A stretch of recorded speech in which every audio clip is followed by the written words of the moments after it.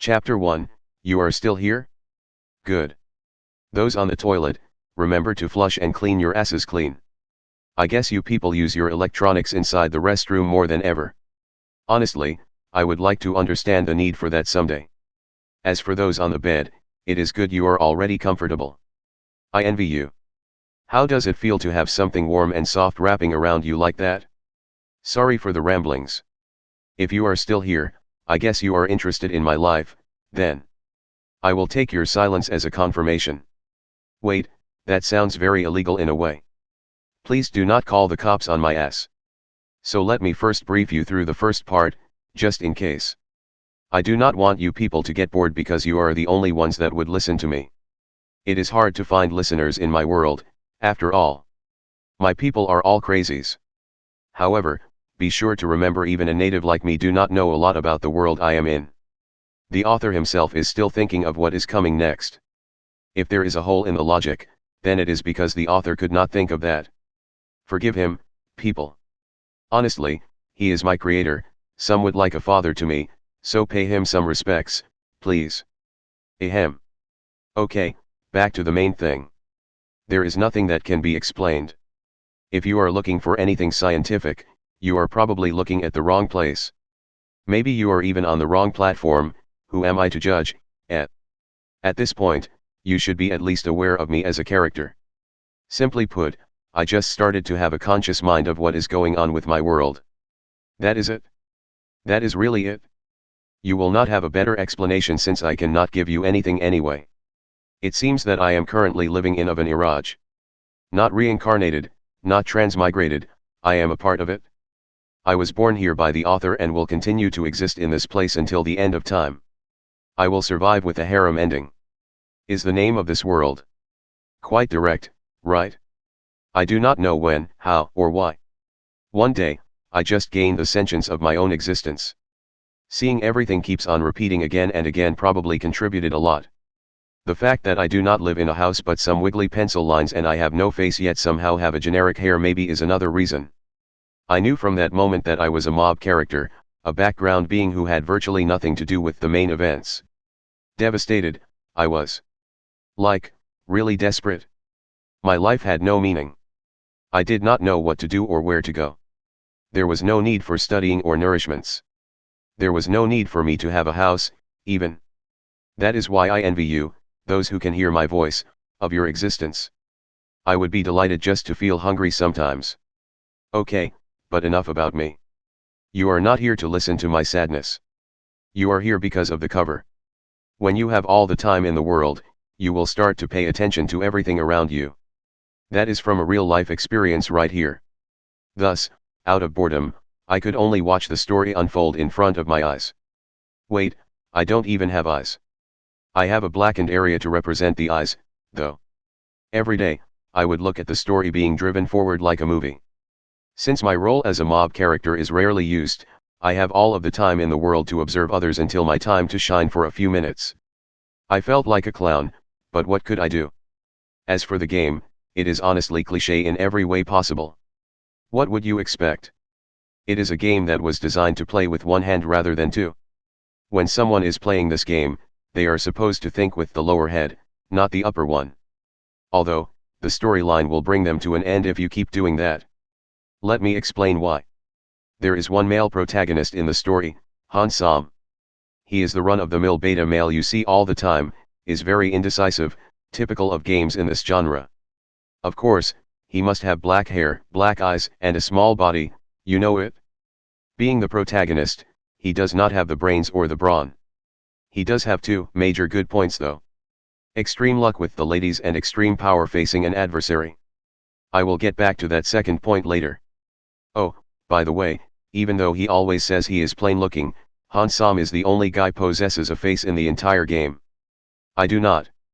I hate how he keeps talking about how he is average and plain while he is the only guy with facial features. Besides the main character, any Eroge needs loads of heroines. It is not called an Eroge so that you can enjoy the music. So, of course, this one I will survive with a harem ending has it. By that, I mean all the female characters in the story can be conquered. Even the siblings and mothers. Sweet Home Alabama, I guess. The fact that the author is a pervert makes me want to die, but I cannot. I literally cannot die unless he wants me to. To this day, I am still alive in the story thanks to my role as an insignificant mob in the main storyline. That is perhaps one of the only redemption aspect out of my existence. As far as I know, if I do not mess anything up, all will be fine. In addition to the current heroines, the author keeps releasing updates, making the story even harder to complete with a good ending. I personally feel like my creator is trying to kill off the main character at this point. Not that I care about the main character, but sometimes I feel sorry for what he has to endure. To complete the game at a 100% rate, Han Som must have sexual intercourse with the 5 female leads and survive the final confrontation. That is the most basic ending, not the best ending. Only by completing the achievement of King of the Gigolos by impregnating every female character in the game could Han achieve the best harem ending. And to this day, I have never seen it once. On the other hand, I have seen the corpses of Han. His bloody carcass is not very nice. No. The thing is, every single female lead character in this Eroge is a psychopath. They do not just have screws loose in their heads. They have the entire engines busted open. Those yanderies, they scare me. Their eyes are closer to beasts than humans. If Han Som is found out having sex with someone else, well, let's say that is a bad ending. I do not like gore that much, so I will not say much about it. The only thing I can tell you is that it is exceptionally bloody and messy. The most insignificant death would be decapitation. While the worst I have seen until now is having his dick chopped off, sashimied, and fed to himself while his body is sliced one piece at a time. Honestly, landmines are everywhere in this Eroge game. But the worst is not just that. Remember Han's ridiculous fortune? Yeah, the main reason for his demise is, for some reason, it too. Because the protagonist has extreme luck with women, he always gets into a situation where a sex scene will occur. Imagine dropping your pants down to pee, but somehow your member stands up, and one girl trips and falls directly onto your penis. After everything is said and done, the female leads would burst the door open and kill you on the spot for cheating on them. It is that kind of luck. Does it need any logic? No. But does it make sense, though? Also no. The authority is so weak in my world that you do not have to consider their existence. Still, society is the same as you would have in modern days. They would still talk about morals, like how brothers and sisters or parents and children should not have sex. Yet they will do it anyway. All of that to give the female leads more chances to kill the protagonist as soon as possible. This vicious cycle is why Han has never been able to complete the story with the best ending. It would always be Virgin Han, then sex, then drama, then death. No other way. I do not know what would happen if Han finally reached the end. However, I guess the game would reset, and my memories would be set free. I would rather die than look at this disgusting drama again and again and again a million times. I'm tired. Chapter 2, it starts generically. Have you ever played an Eroge before? I take that most of you either have played or at least have heard of it. It is fine either way, to be honest, since you are reading this, not playing. Nonetheless, this story starts similar to all of those. Please let me explain a little about my position in this Eroge game once more, before we get into it. My name is literally Classmate C. Not Classmate A or B, but C. Among the characters in I Will Survive with a Harem ending, the most dispensable is me. Throughout the whole game, I have a few lines of dialogue. My purpose is to deliver murmurs, and that is basically it. The rest of which of course belong to Han Som and his girlfriends. And that is completely fine. I am not the main character, and I have no intention to be like that. Why? Because I do not like having my body dissected by female heroines. Like I told you before, these women are crazy yanderies. They do not take a third party kindly, and that is the softest way of putting it. Trust me, I know. I have been a victim of their massacres. You have no idea how many times I have gotten killed by being curious. Enough about me, let us continue with the game itself. The Eroge opens with a high school scene. I guess that the theme is pretty common nowadays. Our school's name is called H High. Why? Because H in Japanese is pronounced as Eki. I do not have to explain what Eki is, right? If yes, then you should start reading more educational materials, kid. I hear people talking and walking. but I can never make out whatever they are saying.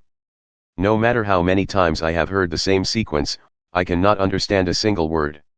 The developers just put some kind of unintelligible crowd noises in the background. And not just that though, the people walking near the school gate are simply dark shadows. There are no features on them. Well, that is the way of drawing in an Eroge. No need to spend so much time on redundant people. Thanks to me somehow gaining my own sentience, I could walk inside of the game to different places as long as I am not interrupting any events. If I do something like that, the game itself will be corrupted and everything will return to its original state. Han Som, the main character, and the rest of the cast will have their memories wiped. Fortunately, I think it is because I am so insignificant to the storyline, I am free from that fate. Using this as an advantage, I have noticed a few things about my world. It always starts here, with the same people. The school gate is the first scene, so it has the school drawn beautifully in the background. You can find the same thing almost everywhere in Japanese Eroge. A big rectangular building with a clock tower at the top, some greeneries around the corner, and a tall sakura tree in the middle of the yard. The usual. There are many places in the game where they were meticulously described. Artists will put shaders, colors, and sparkles all over the place to draw attention. My school is one of them. These locations are like that because they are important to the plot progression. On the other hand, the places with little to no influence will simply be just black and white lines, just like my house. Our first period starts at 8 a.m. I look at the clock tower and see 7:47. That is about the time for the protagonist to arrive at school. According to the plot that I have many times seen, around this time, Han will be accompanied to school by his childhood friend, Rachel. By the way, do not judge me. Watching over these people is the only thing I can do in my world. Ever since primary school, Rachel has been together with Han. The two live right next to each other. And the fact that Han's parents are always overseas has made him eat at Rachel's place every day. They share everything from having breakfast to sharing the same bus, to studying. Most interestingly, Rachel remembers an oath of getting married to Han back when they started primary school. Of course, Han does not. Nevertheless, Rachel will have that wedding whether he likes it or not. I know this because I followed them home in previous attempts. Not going to lie, it felt kind of nice doing something like that. It made me feel like watching a movie. What can I do? Geez, there is no real entertainment here besides that. This first scene will start with Rachel linking her arms right next to Han lovingly. She has some nice perky breasts, so she will knowingly press them on his body. Since Han is a beta male, the guy will have a beet red face. In addition, he will talk about people looking at them. However, there is only me paying attention to the two at the school gate. The people he talks about are mere shadows. After a while of bickering, Rachel will ask Han about going to bed together for tonight. Once again, since the character is a wimp, he will try his best to deny the offer while blushing, saying that they are too old for that now. To convince Han, Rachel will say something about having nightmares these past few weeks. Seeing the main character slightly convinced, she will continue her advance by saying sleeping by his side is the best remedy for her amnesia. In the end, the guy will agree since he is a kind man. Hearing his approval, Rachel will clap her hands merrily and kiss him on the cheek as they go through the school gate to their class. I died once out of curiosity. All of that so that I can tell you that Rachel will rape him while he is asleep. Han will wake up in the act and a romantic relationship will be formed. That is where you will see the first sex scene. As for me, my role is to deliver a good morning to them. It is important for immersion. We're here, Rachel. Claims Han in his uniform, a short-sleeve white buttoned-up shirt, dark brown necktie, and light brown trousers. He has a pretty face. I am certainly envious of that face. I just do not understand why he would complain he is plain-looking when he is the most handsome guy in the game. Why, creator, why must you hurt me like this? At least give me a face, too. I look at the blue sky, cursing my father. Something is weird. On his right side is Rachel. Not together, just next to. She is a cute yet short girl with straight blonde hair. Her eyes shine brightly in an aquamarine color and her lips are rosy pink. Rachel wears a tight white shirt but there are a few cutesy chibi animals on it. Still, the most striking thing would be her chest. With the fit being smaller than what she should have, Han can very subtly distinguish her bra shape. In addition, There is a skirt on her waist with a color similar to Han's trousers but is quite high. It barely hides her pink underwear. I am not paying attention to that, though. What I am thinking about is the distance between them. Is it a little far? Rachel, get back in there, you are going to have us return to the beginning again. They are not locking arms, either. Just walking side by side. Is this an error in the game? A bug, perhaps. They should be all lovey-dovey in the morning, yet why is she like this? Well, I guess it is going to be reset again. Luckily, this is only the first scene. Phew. Did not expect that at all. Rachel? Are you feeling okay? You have been looking quite off since this morning. Han asks her. What? It is still going on? Weird.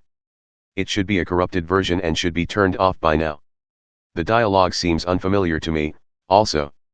I'm fine, Han. There's just a voice in my head, haha. Voices in her head? I mean, yeah, she is crazy, but voices in her head? She talks to Han but looks straight at me. Her eyes send shivers down my spine. Murmur. Why is it getting louder around me? And why are the shadows getting darker? Don't take it so hard on yourself. How about you let me do the cooking for dinner today? Han looks at her full of worries. She smiles at him this time. It is clearly not a fake smile. I can feel her love for him emitting from her face. As a matter of fact, please do. I have to go out this afternoon, so just make dinner, okay? It must not be, I am only a mob character. I am practically invisible here, Rachel. This should not be happening. Please, someone, reset the game now.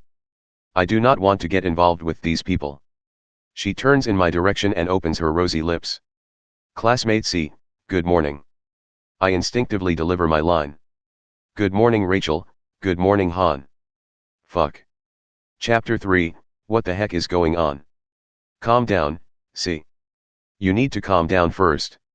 Inhale, exhale. Inhale, exhale. You need to breathe. Suyuhayayay. God damn it, this is weird. First time ever I have encountered something like this. Why is the script changing? She should not notice me at all. Her eyes should only have Han's image in there. I was supposed to be the one talking to them first, not the reverse. Out of all the mob, I am even the mobbist. Where is the crazy childhood friend? She appears to be just slightly close to Han rather than obsessed with him. This is clearly not how it should be. And what about the scene in front of the school gate? The murmur is louder than usual, I can even see the edge of the shadow people now rather than just a blur. Even the ground seems to be in high resolution. Why do I feel like everything is getting more defined? Arg. My head is bombarded with questions. This is just ridiculous. Although terrified, I need to keep an undisturbed face. Luckily, there is no facial feature on me, so she should not be able to see my expressions. But honestly, woman. Stop looking at me. Look at Han, for God's sake. Hi, C. Good morning. How are you doing today? Han waves his hand. Finally, the main character says something that is in the script. Never have I ever felt such an enormous sense of relief just by seeing the dialogue going how it should be. Thank God. At least there is one normal person out of us three after all. If the game is still not reset at this point, I guess I should follow up with the usual rather than deviating from it. As for Rachel, well, I have no idea how to deal with that stare from her, I will just let her be. Try to be normal, see. Just be normal. Hey. Did you do the math homework? We will submit those today. Like always, I deliver my lines flawlessly. I pride myself on perfecting something like that. Even a background character such as me has his ego too, you know. What? Are you kidding me? I thought it was tomorrow. Han appears to be shocked. What do I do? With an over-the-top reaction, he sits down on the ground and color leaves his body. Han then looks at Rachel with expectancy. Then, I stay silent since this is the moment for his childhood friend to speak up. Normally, Rachel would be telling him how much of a slacker he is for forgetting his homework. Then, she would tell him that she spent all night advising him to study but he just played video games. Finally, like a doting wife, she would take out one copy of her work and shove it into his face, saying that he has to start writing down the answers. Of course, that is if she wants to continue the storyline the normal way rather than continuing the bug in the system. Here, Han. You can copy my homework. No need to get so worked up. Rachel hands Han her already filled homework. If I had eyes, they would be bewildered right now. That's it? I mean, that is still the same direction of the script, but somehow I feel weird. There is no doting wife, no loving scolding, just a friend giving another friend their work to copy. If I did not see the maiden-in-love looks in her eyes, I would have thought they were just normal friends. I feel a weird kind of loss, to be honest. Sigh. See, this looks like the theme for now. You should only base the previous tries as a reference, not absolute. Believing blindly in the previous resets is stupid right now. Maybe everything will derail from here because of this bug. Is it a good thing or bad thing? I have totally no freaking idea.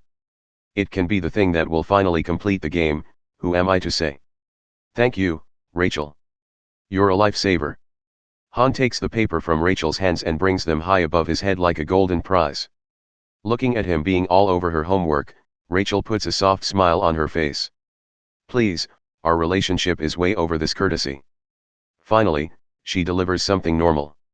Stick to your lines, please. She is indeed beautiful, I am not going to lie.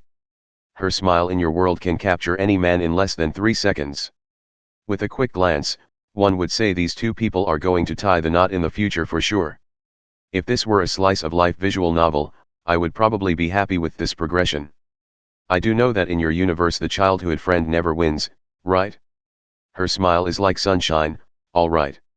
It warms the heart just by looking. That is until that smile turns into wicked laughter while she cuts his tendons with a kitchen knife. Then, the sunshine smile will be colder than absolute zero. She obviously does not want him moving around that much. If I remember correctly, that would be after their first time having sex a few weeks. There is almost no way to live since nearly every choice after that will lead to certain death except for one. To be able to escape that fate, he must have the support of another heroine. She is not here right now, though. The thing is, if Han receives help from the second heroine, he will also set up some death flags. All in all, death is just being delayed temporarily. After that greeting, Rachel walks into the school with Han by her side. However, I could feel the intensity of the air around them. Most of that intensity is directed towards me, though. Aren't you going to get to class, too? Classmate C. Suddenly, Rachel turns back at me. God, I am scared. What do I say now? This is not in my script. In a minute. I reply. Staring straight into my eyes, Rachel follows Han to the classroom while I just stand there thinking with cold sweats on my forehead. So now I have two choices. 1. Follow the main character and his first female lead to class, continuing the story. This will probably just lead to the death of the main character along the way and I will have to do nothing. It will reset itself and all will turn back to normal, hopefully. The chances of Han living until the end are nearly zero, anyway. 2nd, go somewhere else and wait. That will make the already corrupted game even more corrupted, thus pushing the reset closer. This method is possible but incredibly hard. Why, you ask? For some reason, my existence depends on the cast. Whenever I am at a place where Han is not present, my memories will start to be wiped. As if the game cannot hold as much due to hardware problems such as RAM, when I am not in his vicinity, I will have my mind erased. Trust me, it is not a good thing. It is extremely painful. Imagine someone holding a knife and slowly cutting your brain open. This is also exactly the reason why I have to look at these people being lovebirds and even having sex. Back when I started to have my sentience, because I wanted to explore and did not want to be near these people, I went all around the game. Because of that, my memories of that time are gone. Now you know why I said I did not know when, how, or why at first. I have made my decision. I am going to follow them to class. You guys will need to read this. There is another heroine in the classroom. That one is the second heroine. As I walk by the sakura tree in the middle of the school, I see it being slightly more lively. Before this current run, the tree has always been stagnant. Even though it was an extraordinary tree, right now, it is different.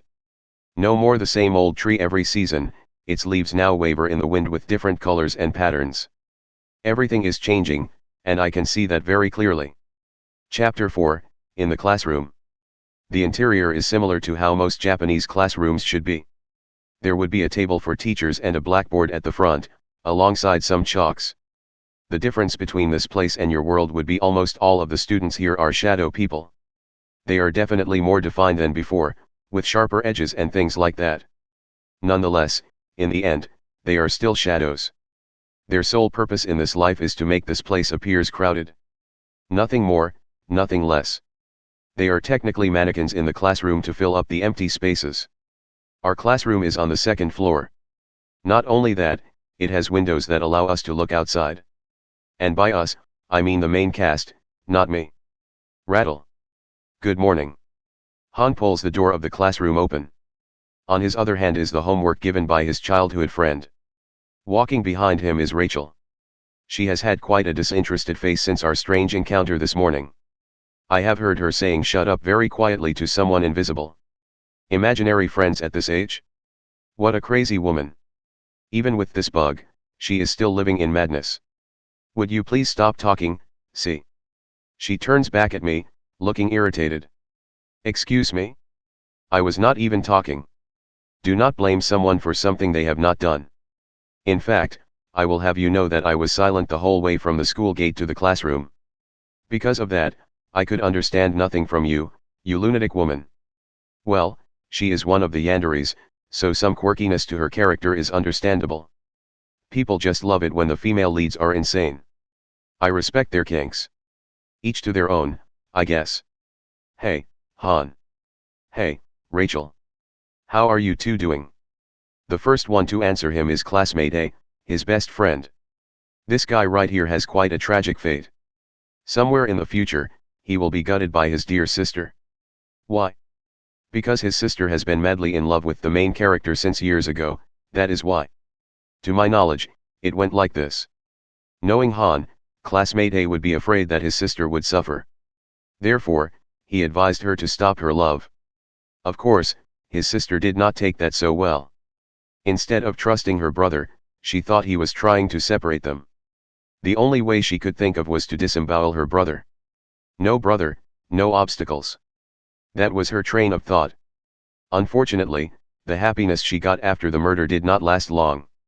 Soon after a sex scene with Han, she was discovered by none other than Rachel. Her abdomen was cut open, and her entrails were used to hang her own neck. Classmate A's sister's naked corpse was put onto the sakura tree for everyone to see. On her back were wounds that read filthy whore. Those wounds were probably cut by Rachel's favorite kitchen knife. Good morning, lovebirds.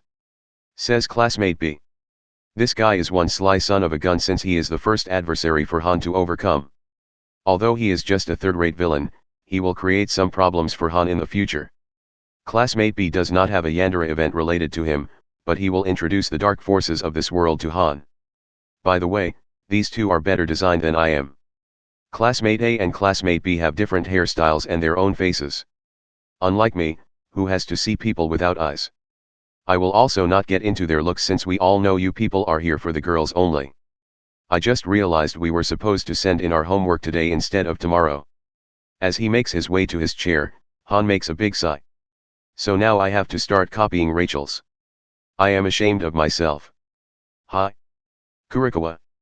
He walks past the table of a black-haired girl who is only reading her book. Kurikawa makes a light nod. Hi, Han. Good to see you, as always. Stares. Rachel's eyes immediately focus on Kurikawa. The latter seems unfazed by the intense pressure. Her face is totally covered by her bang. There is no way to know what she really looks like. However, her hair is an exquisite ebony color and is silky smooth. Even though her face is not visible, the elegant postures she possesses make it clear that she is not just a pretty girl. She is the second heroine. Book goddess Kurikawa. Do not trust her frail-looking body. That girl reads only the most horrifying novels with smiles on her lips. Ah! I forgot to tell you guys. Rachel's title is Family Rose Rachel. Because she has thorns, you see. What do you think of my naming skill? Not so shabby, eh? Classmate A starts laughing upon hearing Han. You. Ashamed. Ha ha ha. Bwahahaha. Come on, brother, be real and confess. Did you stay up late last night to play the Eroge I gave you? He looks at the main guy with knowing eyes. Wink. Ugh. I am going to throw up. That game is outstanding. Classmate B nods his head vigorously. If everything was the same, Rachel would slam the table and curse the two guys for giving Han the game. But I have learned my lesson. She will probably not do something like that. I just need to brace myself for anything absurd. Bam. So it was you guys. I told Han many times to do his thing, but he was distracted. All of that was because of you two. Unexpectedly, Rachel yells while pointing her finger at the two guys. Okay, what the fuck? This is exactly how the script is. Are you or are you not going to play by the book? Make up your mind already, geez. What are you doing now? And stop looking over here for the love of God. I have not said anything weird. Unlike you, I am devoted to playing my role as a side character, thank you very much. As long as you focus on Han, you have my never-ending support. To be fair, I guess she behaved how she should have. I would be mad as well if I was in her position. Whoa. Lady. It was Han himself who asked for that game. His best friend, A, immediately puts his hands up to show his innocence. He knows how scary Rachel can be. There is a backstory where A introduced a girl to Han. After hearing the news, Rachel quickly murdered A's cat and left the corpse in front of his house as a warning. Fun stuff. Classmate B is silent. He knows he should not be talking. Cut them some slacks, Rachel. It was my fault for not doing my own practice. Han comes to the rescue before things get any worse. Humph. Rachel breathes out from her nose and sits down. And that is it for the second scene. I feel pretty good now that things are not changing much from the original game. Probably the bug only appeared for a little while. No need to overthink it. I cannot do anything to fix this wretched game, anyway. Pushing through the shadows, I reach my destination. My table is in the middle of the first row of the class, by the column. There is nothing much to say about my location. I cannot even look out to the corridor due to the wall blocking virtually everything.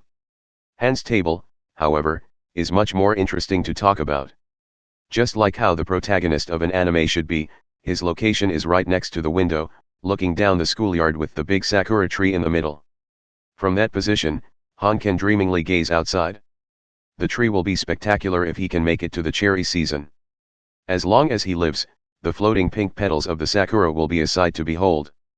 It is also at this place that many game events will happen in the future. Han will occasionally look out the window when the wind blows. And thanks to that, the heroines will be able to see his plain-looking face. Their love for him will simply increase on their own just like that. Right next to his seat is obviously Rachel, his childhood friend. Since she has to be with him all the time, the author has made it so she will always sit on his right side. Talk about easy plot progression. To sum it up, in front of Han is Kurikawa, and on his right is Rachel. On his left is the window showing the whole school. Sooner or later, all the other places will have Han's harem members. Sweet dreams are made of this. Who am I to disagree? Chapter 5, there are two of them. By the way, I would like to clear up something, in case you readers wonder. I do not harbor any kind of ill will toward this Han. To me, he is but a program. An object to drive the story forward. He does not have a mind of his own, sadly. Even though people will be fighting over him, I have not seen the bug affecting Han whatsoever. All day long, he is still sticking to his lines rather than deviating from them. But then again, everything has been mildly alternated only. It makes me think. What if Rachel, who has the bug, does something completely out of the norm? Would Han still be sticking to his lines? Or would he be affected too? Frankly, that question may never be answered. When it goes too far from the original script, the game will reset itself back to the first scene. Especially when it comes to Han. He is the main character, after all. As Han is copying the work of Rachel, both classmate A and classmate B stay silent. The childhood friend sits on her chair and twirls her pen out of boredom. In front of Han, the bookworm keeps on enjoying her own book. They do not have any lines right now, and those are also unneeded. Reasons. Please, observe. Han takes out some papers and puts his pen on them. Suddenly, his pen moves with such a speed that the normal eye cannot comprehend. From a couple of blank sheets, lines of words and numbers are filled almost instantly. Strangely, no one pays attention to the occurrence. This is not a power, per se. This is merely a fast forward. Actions that have little to no impact on the story will be skipped.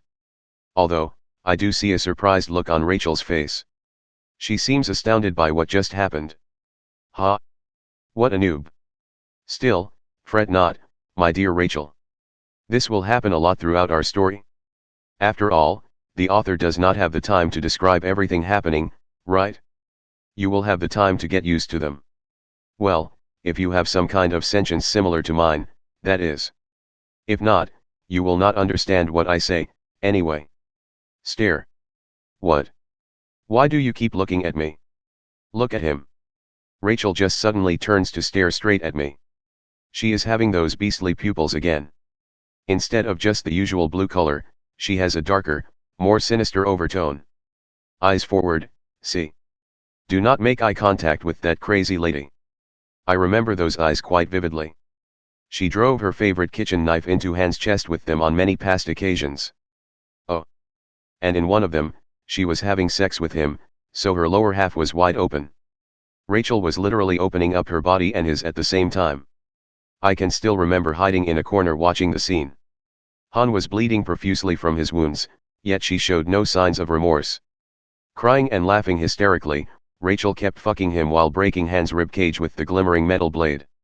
I will not get into the details. But I have to say, she really liked the cowgirl position. And a rough one at that, too. Crack. The pen breaks apart due to the childhood friend's excessive force. Rachel's hand is quickly dirted with ink. What a clumsy person. Now you have to clean your hand with your handkerchief. That is called karma. PFT. I hear laughter. It is very feminine, so definitely not hands. There are currently only 2 girls in the classroom, and Rachel is already showing me the face of a killer, so probably not hers. Kurikawa. Flip. Maybe not her. She is too into her books, anyway. Then whose? Argh. Can this day get any weirder? Brrr. Chills suddenly run down my spine. The air around me suddenly feels freezing. In the corner of my visual field, there is still someone. Ah, her, I almost forgot she was seeing me as prey. Classmate C, you think of many things at once, right? Rachel says so coldly. How on earth am I going to reply to that question? No. What kind of question is that? Just look forward, see. Just look forward. You are a mob. Not even a single word. Your current life depends on this. A yes or no would suffice. She keeps pressing me for an answer. I keep my head straight forward, desperately trying to blend in with the environment. I wonder what kind of face she is making? Probably that of a demon. She is a Yandere, after all. She continues. Rude.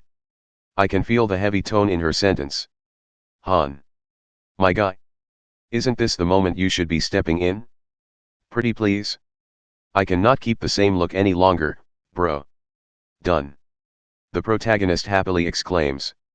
Thank the Lord. He holds his work up high. The copy has been done flawlessly without a hitch. What is left is to submit these when the class representative comes. Han turns to his right, smiling brightly. Here you go, Rachel. Thanks a lot. His childhood friend returns with a smile of her own. No worries, Han. But you owe me one. That attitude was completely different when she was looking at me. As if she had a personality switch inside her head, Han would never know she had scornful eyes directed at me at one point. That was how she deceived him in all the previous tries until she ended his life. Of course, I will do anything for you. Han replies with that. Geez. Rachel covers her blushing face. Why do you always have to put it that way? What do you mean? The protagonist tilts his head to the side. He seems to not understand why his childhood friend is being embarrassed. This is just how his character was designed. Kind, wholesome, but clueless and indecisive. Typical for an Eroge male lead. Unless the main male character has those qualities, the guy will not be able to make the harem. Rachel says nothing but keeps all of her attention on him. Han, You innocent child. Classmate A shakes his head. Han looks at his best friend with confusion. You, too. What did I do? His best friend comes close and puts an arm on his neck. With a knowing look, he says. You still have a long way to go, potato head. This is why you are still not having a girlfriend. The protagonist sighs. Who would ever date a guy like me? I am so plain I am technically invisible to the girls. How I wish to have a girlfriend. Are you kidding me? His best friend nearly shouts in his ears. What? Once again, confusion appears on Han's face. A then looks astonished. You stupid mutt, there are. Stare. Instantly, Rachel sends her murderous gazes toward classmate A, stopping him from completing his sentence. Gulp. Classmate A struggles to swallow his saliva. I can see cold sweats forming on his forehead. Poor guy. He knows the truth, but he cannot tell his best friend. His circumstances are pretty similar to mine, now that I am thinking about it. You know, Han. Suddenly, the black-haired bookworm in the front speaks up. There is a saying about finding love in one of the books I have read. Mind if I tell you? She is lying. Everything Kurikawa has ever read was about sex and murder only. This person has a very particular taste in violence. You see, her elegance and appearance are only a facade. She likes to be dominated. A perverted masochist lives deep inside of her soul. In one of the bad endings, she liked to be tortured so much that she begged Han to rape and kill her. Imagine the case of Rachel I told you about last time but in reverse. While having her throat asphyxiated by her love, she opened her legs widely and locked his hip into her. At the same time, they both came, twitching their bodies from pleasure. However, when Han regained his reasoning, the white foam had formed all over her lips. Kurikawa's ecstatic face was a purple-blue color. She was dead. Ah! Her body abruptly jolts. A cute and surprised voice travels through the classroom. Rips. Did I just hear a paper ripping sound? As expected from Kurikawa. Han nods his head. Intelligent as always. He does not notice anything strange, as expected. The bookworm closes her book. I swear I just saw a ripped piece of paper. Hey. Wait a minute. She has been holding her book upside down all this time. How was she reading? So the bug has gotten hold of Kurikawa, as well. This feels like one of those pre-order games. Oh, please. You are flattering me too much. The saying is look no further than your line of sight. She gently puts her book into the bag at the side of her table. Han's current line of sight is directly at Kurikawa. The girl told him he should be aiming for her if any of you guys did not get it. Good, good. Everything is going according to the story. It should be Rachel's turn to attack. Oh. Is that it? Yes. Queen. Go for it. Get your man. Fight. Chapter 6, Spare me please. After wiping her hands clean, Rachel puts her blue ink-stained handkerchief away. Then, supporting herself with a hand on the table, she gives Kurikawa a piercing look. She looks like a queen in this pose. I beg your pardon, Kurikawa. Yes. Yes. I just love how everything goes according to the schedule. Not going to lie, but the striking posture is stunning and powerful. Other than the fact that she is a nutcase, Rachel is indeed a true beauty beyond comparison. No matter how many times I have seen her, I still cannot help but compliment her looks. Inside my head only, of course. I do not want to mess up the game, duh. Wait a moment. I think she is turning a bit red. Is she that mad already? I know I have been saying this over and over again. And probably some of you are already bored. Still, strange. It should not be like this. There is absolutely no doubt Rachel is crazy. However, there is a build-up for every character in the game. If the female leads behave as deranged psychopaths at the start, there will be no development in this Eroge. Oh? I thought that I made myself pretty clear. Kurikawa nonchalantly replies. I'm sorry. I did hear you say gibberish. Isn't that right, classmate C? Rachel turns at me, who is sitting at the edge of the classroom, minding my business. What do you want now? Do not bring me into your mess. Now that she shows me her face, it is not totally raging red. The red color is mostly on her ears, while it only blushes on her cheeks. Rather than anger, It looks more like embarrassment. Weird. Weird, weird, weird. Hey, see. Hello. I am talking. To. You. She calls out to me again, stressing every word as if I had trouble hearing. Huh? Do I look stupid to you, Rachel? I have no lines to deliver here, so you people can enjoy your bugs alone. Thank you very much. Muchas gracias. As a mob in this world, I have to always remember one sentence. Eyes forward, dick downward. That is the law of this world that I learned. After many times of having knives in my face and my dick chopped. You do look pretty stupid right now, see. She stares at me, looking all disappointed. God fucking damn it, Rachel. Why must you hurt me? This bug keeps giving me emotional damage. If I had eyes, I would have cried a river. Fortunately for me, Kurikawa jumps in to save my tiny ass. Leave classmate C out of your shenanigans, Rachel. What did you mean by gibberish? What a kind girl she is. I would have fallen in love with her if the circumstances were different. Love. What are you blabbering? Where is the elegant girl? And nothing. The bug is messing up with the audio now. She is a massive masochist, all right. Within her heart is darkness unfathomable to the common man. However, Kurikawa is also one of the few characters who do not try to kill everyone else. The bookworm wants herself to feel that pain rather than to deliver that. She was actually the one who forced Han to create the harem since it gave her the mental pain she craved. Kurikawa wanted to see her lover fucked other women while she watched. Plus, she wanted to hear him compliment other people and degrade her like a pig. Pyeth. I swear to God, I saw her eyes lit up right there. Even when her bangs are covering half of her face, I could still see flashes of her cheeks. Kinda pink. The tips of her ears are red, too. What is up with these people today?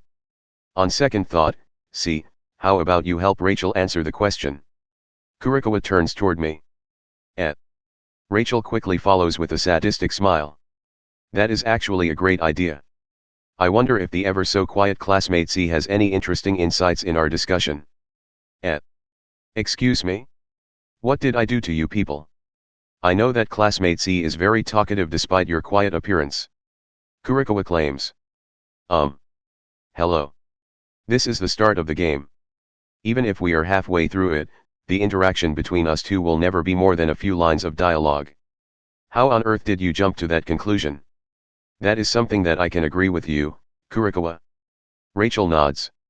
Why aren't you two talking to that guy? Isn't Han your future lover/victim? Stop this madness already. Kurikawa shows a slight smile on her face. Oh, Rachel. I did not ask for your opinion. Don't worry, I don't really care. Rachel returns immediately. By the way, since he finished his work, Han has been oddly silent. Is this because no one is paying him any attention? It makes sense, honestly. Han is the main character, so if the female leads and the side characters are not interacting with him, he must be stagnant. Not good. Not good at all. The bug is not affecting his character. He needs to follow the storyline and conquers these demons ASAP. Do I need to give him a kick or something? Oh, well. Having this current game reset is better than facing these monsters. I will probably have to become a supporting character rather than just a mob. Tired, I am so tired. Han, I remember you have to cook for Rachel today. Do you know what you are going to do? Let's go with this. Kurikawa will be put aside at the moment. She does not have a good relationship with Han yet, so I do not have to include her. We still have many chances in the future. I have never done something similar, so there is a pretty high chance of failure. Please, ladies, I am trying my best here.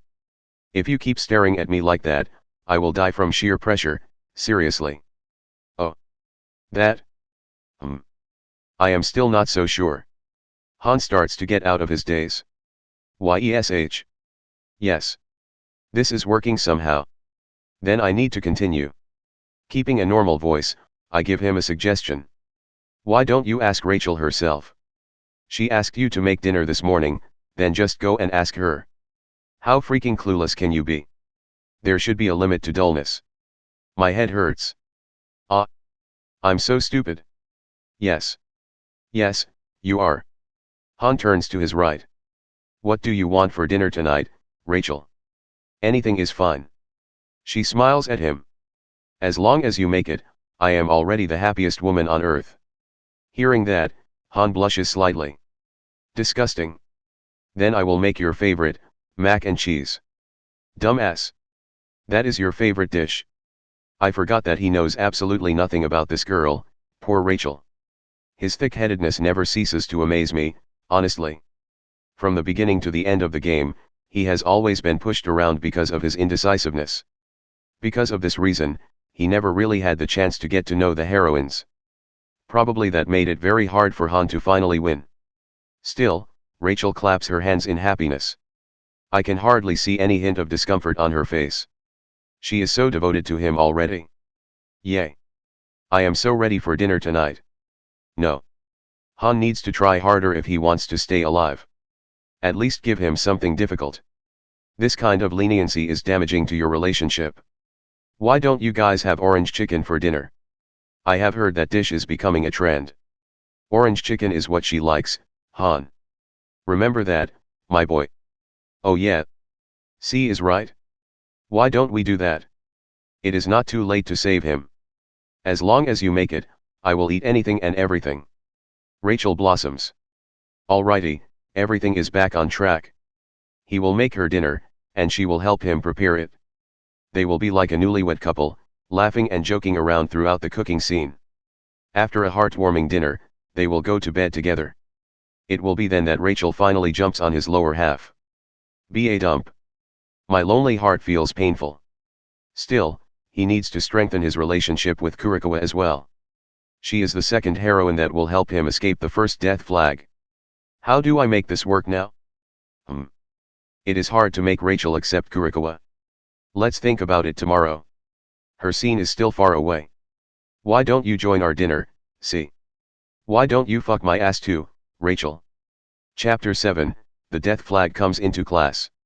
What does she want, honestly? Isn't having someone else over annoying for their private time together?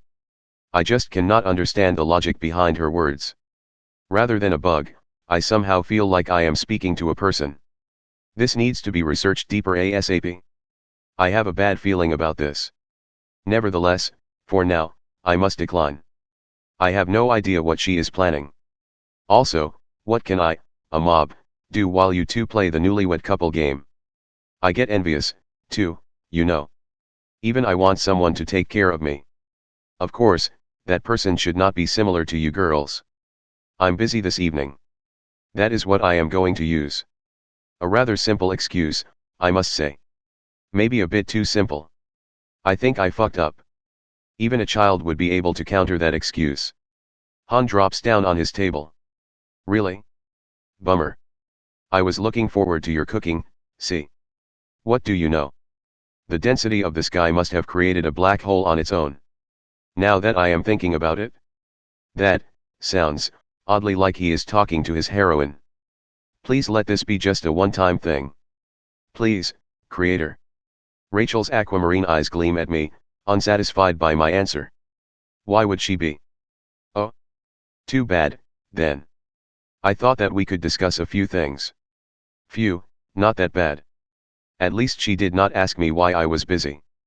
Usually, I just stick to my role, so it is difficult for me to make things up. Rachel, between you and I, there is nothing to discuss. Please, just go home with your childhood friend. And good luck getting laid. The first time always hurts, so remember to lube it up, girl. I have a little sense of accomplishment after that. They are back on the right track.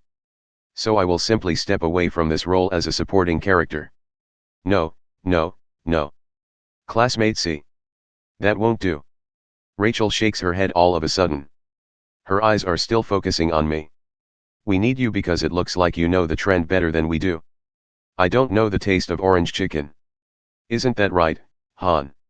She then tosses a look at the main character. This is what I get for keeping the storyline to the original? Han-sam, my boy, my lord, show some backbone, man.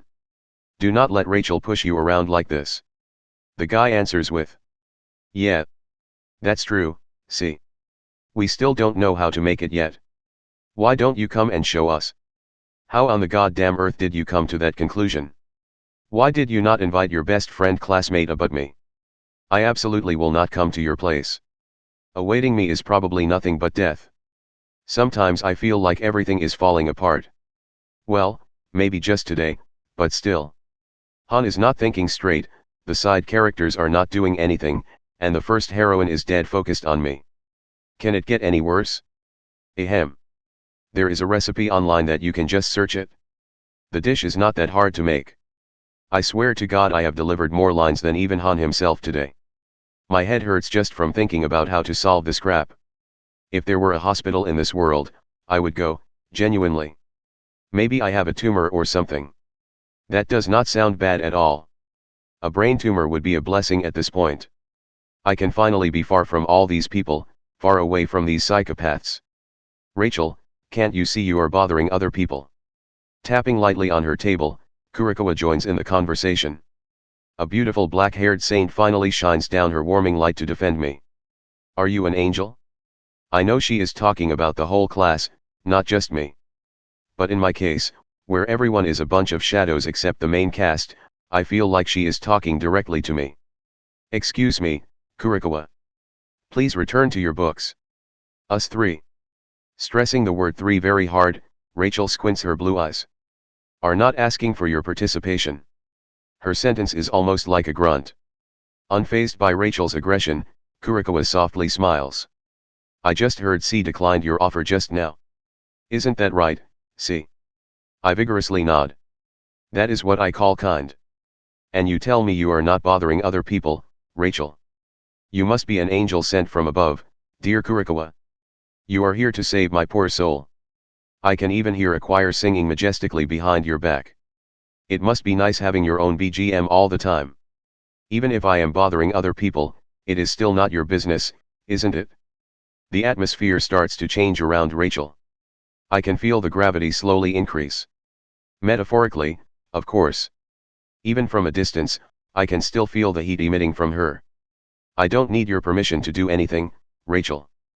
Please remember that. I do what I feel is right. Look at you forcing others to do what you want. Have you no shame? Nice comeback, Kurikawa. Her ears are getting a bit red, though. I wonder why. Anger, I presume. Oops. She covers her ears already. Her hands just cuffed them gently. That was pretty cute. Han also joins in the conversation. Hey guys. Don't get so worked up. We are classmates. He has a troubled face, sweating and waving his arms around to get the girl's attention. You would think that his action was meaningless. In reality, it is not. See, the female lead's obsession will only be activated after the first intercourse. This means, at least for now, they will not be violent. Remember, we are still at the beginning of the game. If C is busy, we should leave him be.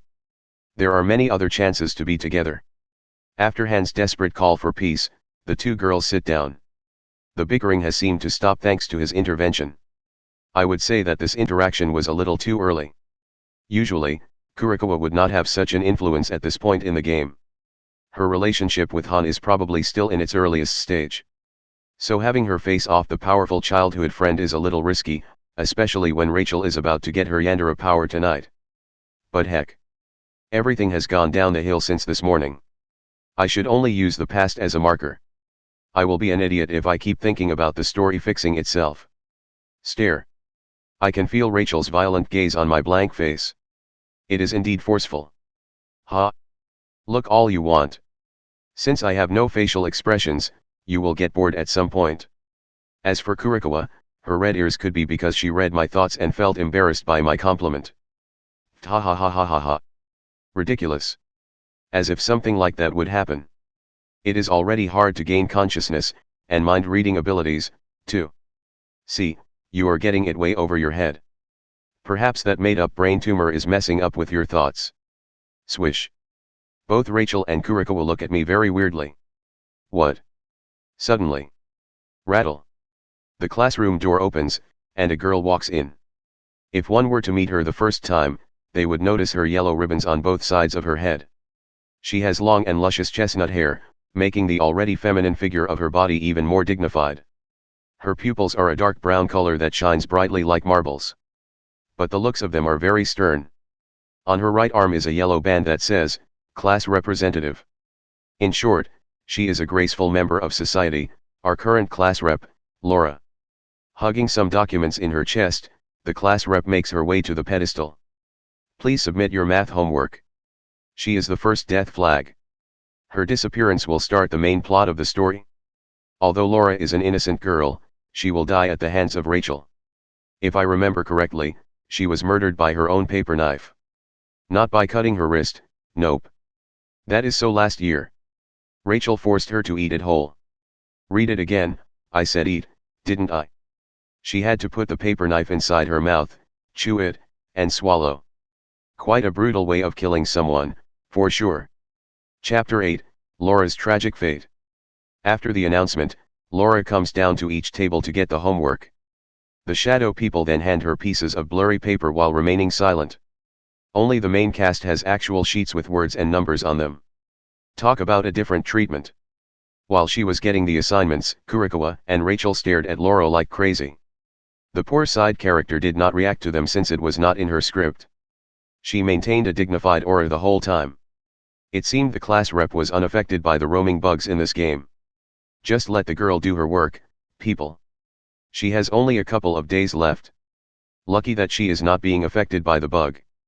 I would have no idea leading her to her death if that was the case. It hurts my fragile conscience. But honestly, what are the odds of having the same bug the third time? Right guys? Are you with me? No. Okay, I will remember this. Why would they be looking at her, anyway? She should not have made an impression as a love rival for them yet. To be honest, I kind of like her. Even though she only appeared for a short while, she did not deserve to be killed off like that. Assignment. Shortly after, she is next to my table. Her brown eyes stare at me like scanners. I am not your test subject, Laura. Scanning me? This is not the checkout at Walmart. There is a particular look on her face that I can hardly describe. Is it curiosity? Seriousness? Doubt? Maybe all of the above? Arg. I got nothing. Wait a second. Did she just talk to me? What's the matter? Surprised. I thought you were a side character? Still, I have no need to reply to her and just give her my blurry paper stack. No matter how much I pity this girl's life, I should focus on the story first. Laura takes the sheets from me, makes a final glance at my beautiful featureless face, and goes back to her seat. There will be a shadow teacher coming in and taking the assignments later. Rattle. There it is. Please stand up, everyone. Laura does her job as the class representative. Good morning, Mr. OOO. Han says his greetings, and the main cast follows. The shadow teacher walks toward the pedestal and nods. Everything it says and writes on the board from this point is beyond my normal senses. I cannot understand a single word. I can only guess the context by the sound it makes. This concludes our morning scene. From this moment until lunchtime, there is no event. That is why we can take our time to think of our next steps. Let's talk about how Laura died in the meantime. Because like I said, her death will be the opening to the whole main plot. So, after the first time Han and Rachel slept together, their relationship changed drastically. From being clingy and touchy, she became paranoid. No matter the gender, she hated it when Han talked to other people.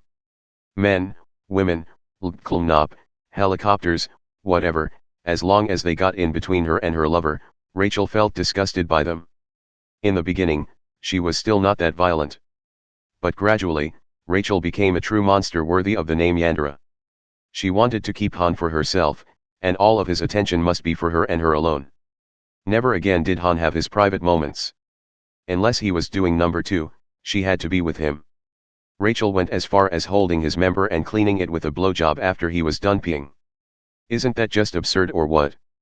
Then, on an ordinary day, after seeing him making jokes with the class rep and Kurikawa, Rachel felt she needed a guarantee. The first thing that changed inside her was that she started carrying a kitchen knife. Everywhere. In her own words, you never know when you will need it. When Han requested her to put it at home, she would reply, "This is a safety measure, darling." Oh, I forgot to mention. After sex, Rachel started calling him darling as well. Han disagreed with that kind of answer, of course. In fact, he felt a little scared by Rachel sharpening her knife every day. Still, after a rough sex scene, he obliged. Men. At this point, the premise of the first death flag event was almost done. What we needed was only a cause. That cause was Laura's beauty. In the school, there was a big bully. I will give you guys 2 seconds to guess who that bully was interested in. You would be correct if you said Rachel's name. If not, better luck next time. Come again. Jokes aside, the difference in attitude between Rachel and Han gave it away. People started suspecting whether or not something happened. They kept disappearing at lunchtime, probably doing Kama Sutra positions somewhere in the school. However, rather than going around and asking for clues, the bully confessed to Rachel straight up. If that is not bravery, I do not know what is. This is a yandere that we are talking. He almost had a kick in the nuts, though. It was so close I could feel the pain myself. You should be able to figure out who stopped who. A hint for you, the person who did it was a female student. Oops, sorry. A violent female student should be better. Shudders. What the heck? I suddenly have goosebumps all on my left side. Rachel is not paying attention to the teacher nor looking at Han's cute sleeping face. She is once again focused on me with beastly eyes. What did I do to you? I shift my gaze a little, and I can see Kurikawa lying on her desk while holding her stomach with the other hand. Her body twitches in irregular intervals. I have no idea if she is laughing hysterically underneath or having seizures. Both, even. Who knows? These girls, man, they are so messed up. I feel so lucky to be outside of their game. Han-sam, my guy. Good luck with your conquest. You will have to grow a lot to become the harem lord. Where were we with the death flag again? Ah. The nut-crushing part. Even when Rachel clearly rejected him to that extent, the school bully still did not give up. He would come back for the second confession and then the third time, then the fourth. Rejection after rejection, he was an immovable wall. His mental power was clearly beyond me. I mean, that was the script. But you get what I am saying, yeah. For the 5th time, also known as the last time, he came to our class to confess. Unfortunately for him, Laura did not let him in. I will spare you the details because it was so cringy I nearly died. Imagine having a spoiled brat not getting toys. It was similar. Things like "do you know who I am," or "you will regret this if you don't step away," were all over the conversation. Because of Laura's intervention, he could not get to Rachel. All of the previous disappointment, rage, and humiliation he got from his crush was dumped on Laura. Shouting "fuck you, you bitch," he left with his minions, plotting a heinous crime against the class rep. On the same day, the bully and his minions were stalking Laura. Since she was the class representative, she had to do extra student council work. Taking advantage of this, they waited for her. Then moment she returned to our empty classroom, they caught her. With no mercy, the bullies grabbed Laura by the end of her hair and dragged her to the most empty location of the school. The storage room. They were planning to R her and film the whole thing as an act of revenge. Rattle rattle. Who drops their pencil case? Things are just getting to the worst part. Do not cut my train of thoughts like that. Oh, it's Laura. Sorry, keep going, class rep. Her face is a little pale. Poor girl. Are you cold? You must be. Your hands are shaking because of it. Get something warm to wear tomorrow, okay? At the beginning of my consciousness, I tried to save her a few times. I really did. Sadly, any time I did it, the game would just reset itself. She could not be helped by me. I died a couple of times trying to do so, too. I was just not her destiny. Her destiny was to be saved by that guy sleeping on the desk over there, by the window. That is her fate. When she was stripped butt naked by the guys, Han stormed in. It looked like he was just finishing up his club. With overwhelming strength, he quickly immobilized the bullies. He saved Laura from losing her virginity to some ugly bastards just in time. Han took his shirt off to cover her naked body, revealing his nicely toned abs, unfit for a guy his age. This put a red blush on Laura's face. Coincidentally, Rachel was not there. She was out buying groceries all of a sudden. Adrenaline in Laura's blood was high, and the suspension bridge effect was at its peak potential. "I love you," she said, giving him a kiss on the mouth. Another sex scene commenced. Remember Han's luck with women? This is it. After the intense sex, Rachel came in and saw everything. Immediately, Han was pushed away. "This is a girl's thing. She needs someone to comfort her right now. Darling, you just head home first, okay?" Rachel told him that. The guy was guilty of his wrongdoing, so he listened to her. "Oh okay.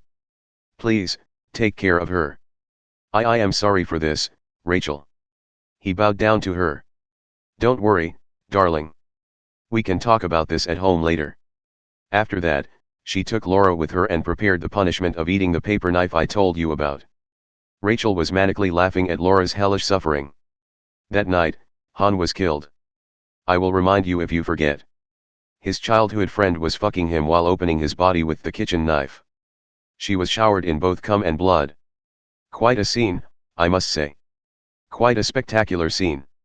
Chapter 9, one of my attempts at saving Laura. That is the first death flag. Pretty brutal, if I do say so myself.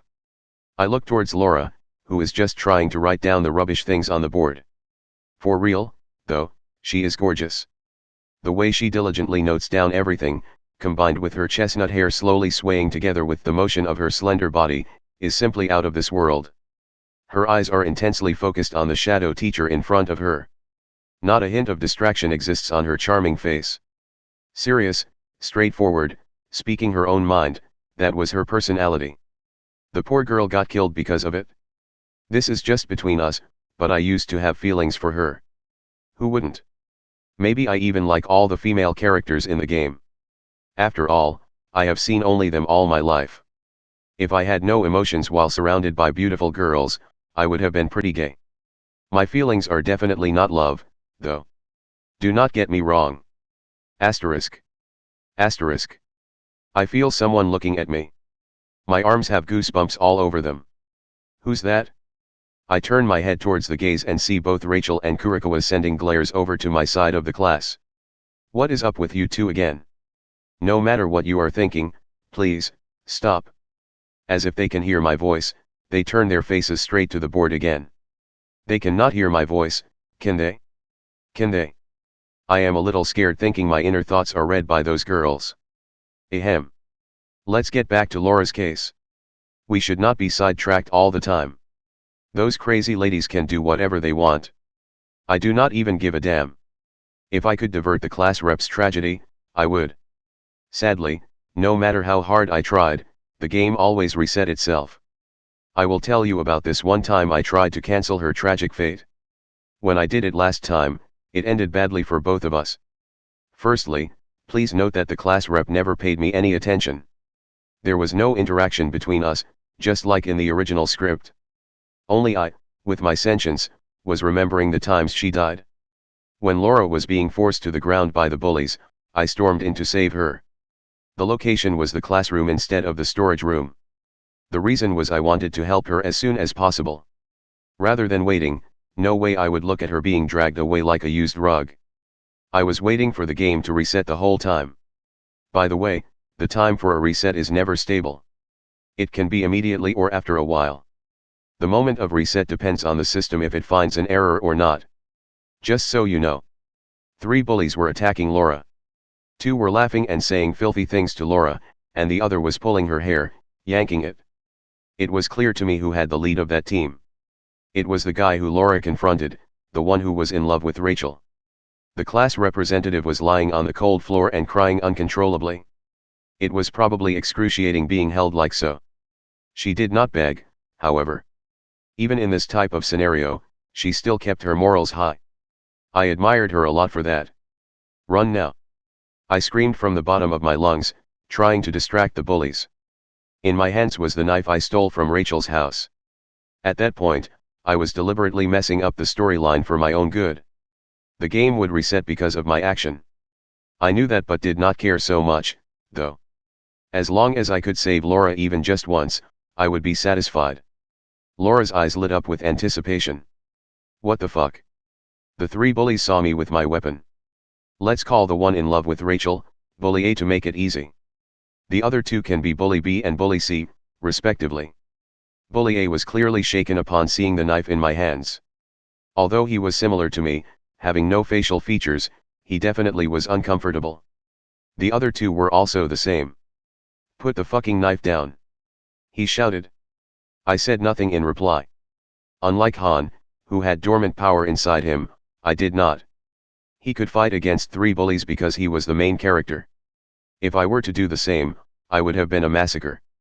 Rachel's knife was the only method for me to defend myself. Clenching tight what was in front of my chest, I charged in.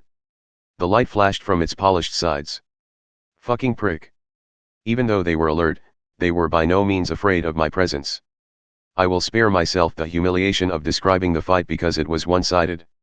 I had no prior experience in fighting, while the other 3 were known bullies. My background was a student, and they were delinquents. There was also a huge difference in physique and numbers between them and me. Quickly after my headless charge, they were able to dislocate my arm and took the weapon off my hand. Chick. Not an ounce of remorse, they then stabbed me in the chest and defiled Laura in front of my face. Smiling from ear to ear, Bully A said, "You like this bitch so much, eh? Then why don't we put on a nice show for you to see?" I could see her apologetic look as she struggled her best to fight back. As for me, I was gargling on my own blood. The crude smell of iron was nothing that I could ever get used to. Sadly, my consciousness did not fade that fast. After the 3 bullies were done, they killed Laura using the knife lodged in my chest. Her body was cut down beyond comprehension. All that for an act of revenge. Yet that was mostly on me. I made it happen. I gave them the knife. I charged in. The class representative did not have the chance to confess to Han to confess her affection. Her body was ours because of me. Laura's virginity was not given to Han as in the script, but to those bastards. Even when I tried again and again, it was still the same. 10, 20, 1,000, I lost count of the trials I did to change the script. Many times, I sacrificed my life to save her. Many times, I tried to kill the bullies before it happened. None worked. The class rep was destined to die horribly. Crick Ryep. The tip of Laura's pencil breaks as she is writing. However, her hand keeps on moving and pressing down, ripping a whole page of her notebook. "What is up with you, Laura? Calm down, girl." Since she was a side character, she did not have the time to develop her Yandere tendency that fast. I understand everyone else needed room to grow, but she needed a lot. I would say she had the weakest Yandere stats currently. In addition, she was nothing like the other girls that I had seen. Facing death, she was still showing me kindness. It gave me a feeling that she was not in love with Han. The poor girl was only being controlled by this wretched game. This is why her death was both untimely and underserving. Shake. I can see her body shivering from the cold. I will close the window once there is a break. If I cannot bring her happiness, I will at least make it so that she can enjoy the present. I am sorry, Laura. I tried. I would rather see you die at the hands of Rachel after confessing your love to Han. The mental stress of making a mistake and driving you to your death has left me with a huge scar, unable to heal completely. They said it right. Either be quiet and let people wonder if you are dumb, or do something to make your stupidity known. Plop. Laura drops her eraser. "Excuse me." She makes an excuse to the shadow teacher. The shadow makes a small nodding gesture. After that, she stands up and walks toward me. "Hey. It is over there. I just saw it dropping over there." Her chocolate eyes maintain their focus on me. And I swear the 2 female leads over there are also looking. "Go back to your seat, Laura." "Kurikawa, Rachel. Stop staring at me. I think I dropped something under your chair." The class rep says. "You dropped something, and it is over there near the board. If she keeps staring at me like this, I will seriously shrink due to sheer pressure. Would you mind standing up?" "Yes. Yes, I would." Chapter 10, Another first experience for me. Whatever you do, do not say anything, do not move, do not act, see. Laura seems infected by the bug already, and I need to stay completely still. Similar to Rachel and Kurikawa, she is acting out of the norm. Not good. Not good at all. Where is the origin of the bug? How is it affecting everyone like this? Nevertheless, I must try to play my part from this point forward. When I have the time, I will try to find out what is happening. As of right now, the event of Han and Rachel is already closed, so it should not deviate too much. What I need to do is to survive the next couple of hours until the end of the classes. That should be fine for today. So, sit tight, hold still, try to pretend you are a dummy, see? I cannot hear you, Laura. I am in my ultimate Zen state. Om. Om. Like a statue, yeah. Please reply, see, don't be like a statue like that. Laura gets closer to my face. The distance between us is less than half an arm. Thanks to that, her beauty is ever so near to me. Her long and luscious eyelashes, clear chocolate eyes, and every feature on her face are just so well designed. I lost myself for a second there. Please do not call me a pervert, but she smells so nice. Even without a nose, I can still sense her pleasant fragrance. It is a lightly sweet scent that makes me feel peaceful. Wait, Laura. Too close. Too close. This is too bad for my heart. I guess that was a little close, excuse me. She says with a hint of red slowly coming to her ears as she withdraws back. Seeing her face getting further away, I feel a sense of loss. I mean, I do like to be so close to her like that, but I guess she can never become something special to me. No, that should be in reverse. It is I that can never become special to Laura. Han, you lucky bastard. That said, friend, no need to switch places, though. I am perfect with where I am, thank you very much. You just go and have fun with your psychopathic girlfriends. I do not mind that at all. More importantly, Laura, how can you say what I am thinking about? Do you have telepathy? This is abnormal. Her blush is also strange. On second thought, why is everyone blushing today? Do you like me getting close or not? Laura suddenly attacks me with a strange question. You have been acting very weird. You are the weird one. Bam bam kaha. Hey. Kurikawa.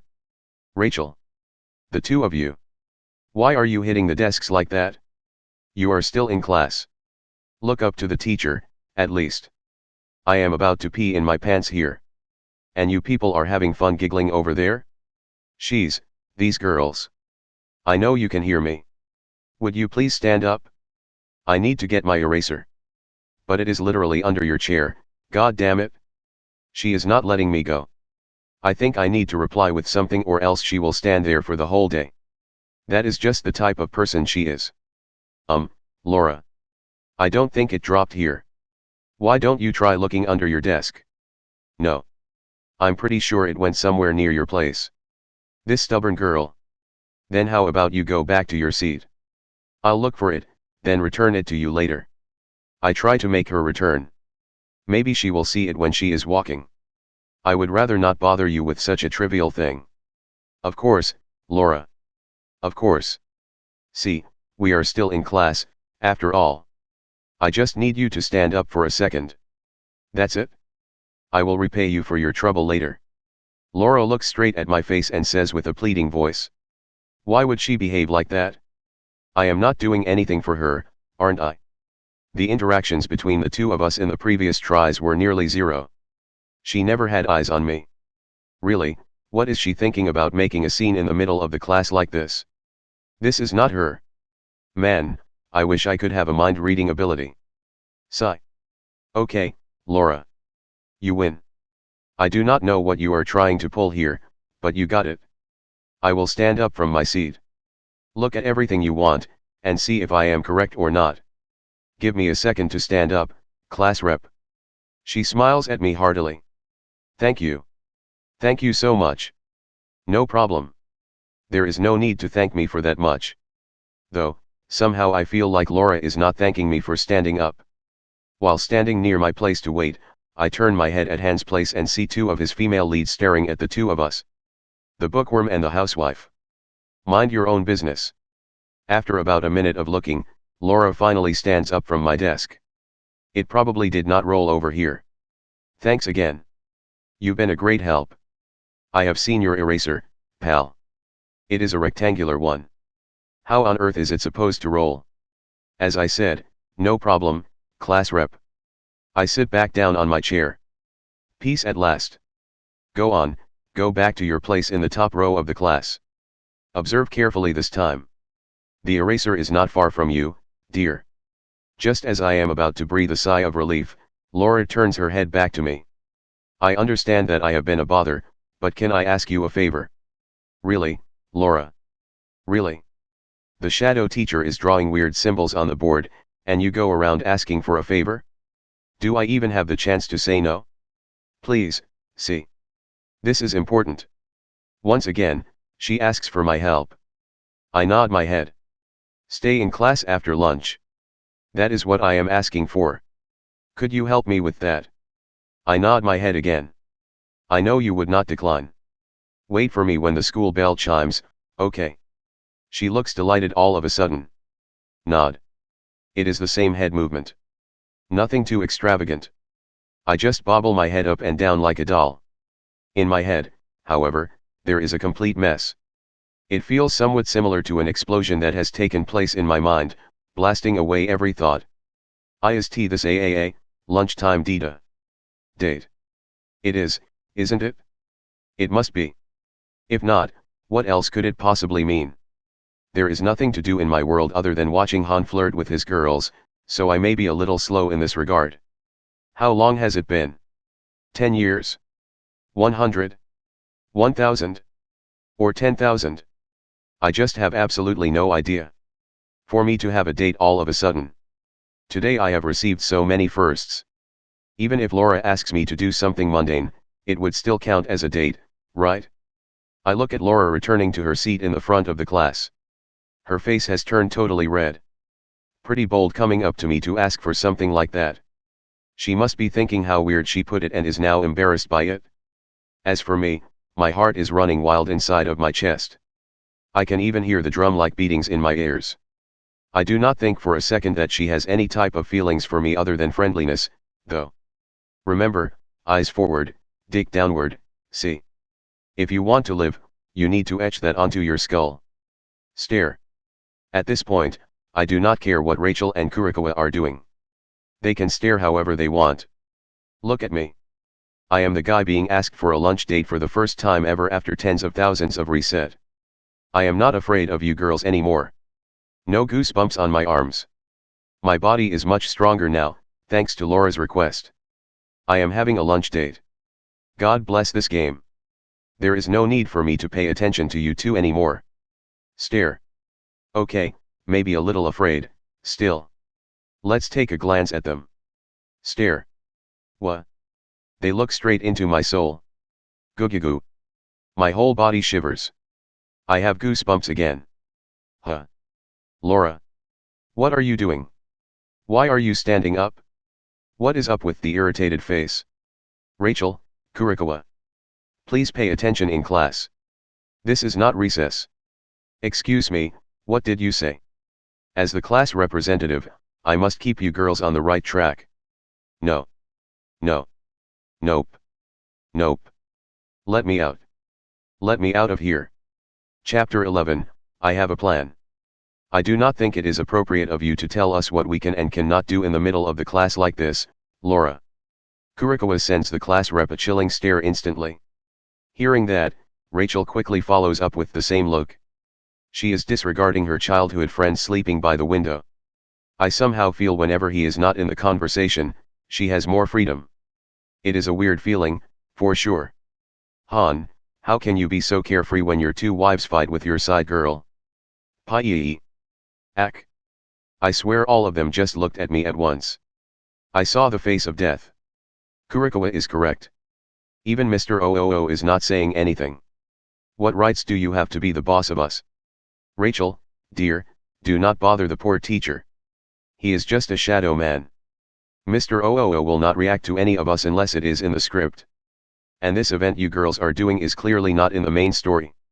I mean, come on. Why does Laura have to confront the first two female leads of Han? Why now, all of a sudden? Because I am the class representative. I must keep an eye on you too. You are bothering others. Still standing proudly despite the cold looks of the other two, The class rep maintains her stance. Kurikawa scoffs. Heh. I am not talking or making noise. There is nothing I do that can be called a burden. Laura, you really need to check your vocabulary. How about a dictionary recommendation? I completely agree. Rachel nods. You are obviously abusing your powers. What? Incredible. This has to be one of the rarest times I have seen Rachel siding with Kurikawa. Usually, Rachel would find a way to murder Kurikawa or vice versa. Even for Kurikawa, who always tried to push Han for a harem, she still could not accept Rachel in their ranks. I think that was because she saved Han from being killed by Rachel after Laura's case. The two were technically fire and ice. Oh, I am abusing my powers. All of that because I want you two to start studying more proficiently, see? We are going to colleges and universities. You should focus on your future more than ever. Laura shakes her head like a disappointed mother. Damn. Such straightforwardness. She actually told them she was using her power. That is what I really admire about Laura. Ha ha ha ha.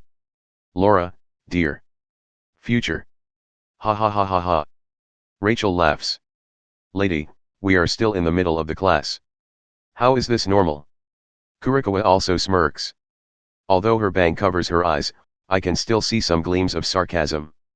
You should worry about your future more than anything, Laura. You may have it rough. That is true. The class rep should still care more for herself than her classmates. After all, we will probably not stay together for long after high school. We will have to think about getting higher education, a high-paying job, and a family. It is a big deal for everyone. Of course, the premise is if Laura is still alive by then. Sadly, she will be killed off by Rachel. Such a poor soul. I do not want to see her die again, especially when she shows me more humanity than a scripted program right now. Rather than a character, I feel like she is another human being. It pains me a lot. This goes for the other two, as well.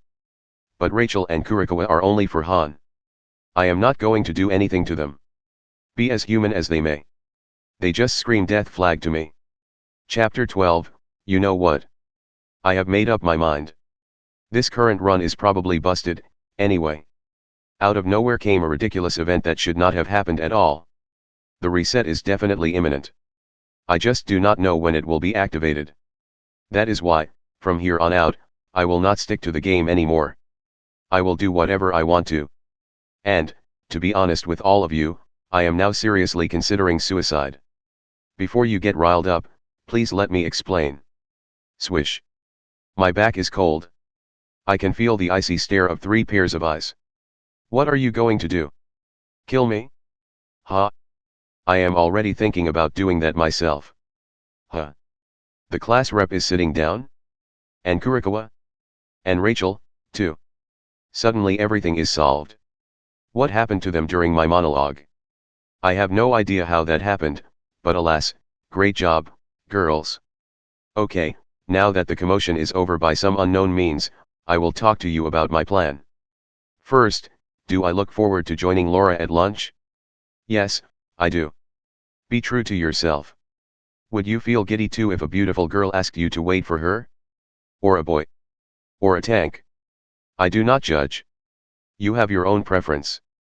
Unless you are a furry, then I may judge a little. But you get the gist of it? What I am getting at is that I do not think many of you can understand the gravity of living countless tries but only look at others having the time of their lives. I have seen Han having fun with his female leads while I could only stand outside, looking at them from afar. Remember, I could not be too far from Han since my memories would be erased. Their laughter, their moans while having sex, I heard it all. Not just once that I feel I wanted to be like him. I know I keep telling myself to not care, but I am just lying. I want to know the touch of someone else, too. I have never had anyone care for me before. Time to me is meaningless, I can tell you that. Until my role is over, I will not die. My script is paid so little attention that at some point, I just am there but not doing or saying anything. There is no scene in which I am killed by anyone in the script. So technically, I am immortal. This game is my prison, my fortress of solitude. Although I may have sentience, that sentience is both a blessing and a curse at the same time. Why do I have to be where everyone will have their own story but not for me? So, Laura's attention was a godsend. Call me a simp if you want. You will never be able to understand the euphoric feeling of a lost wanderer finding their way into an oasis until you are them. The three people looking at me seemed to have calmed down. They probably got bored. Maybe even dry eyes. Possibly. There is a tiny bit of a loophole in my life. Again, I am immortal, not invincible. I can still die on my own accords. A good example would be chapter 10, where I tried to save Laura. Once I am dead, then that is it. I think the game still progresses without me until the heroine dies or Han dies. I will be spawning back at the school gate as usual. This is a trick that I used quite a few times in the past to try and save the female characters in this game. Not just Laura, though. I tried saving even Rachel and Kurikawa, too.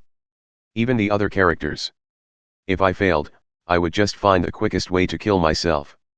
Of course, all the bugs would be returned back to normal. All the pain, the missing limbs, would be returned to me.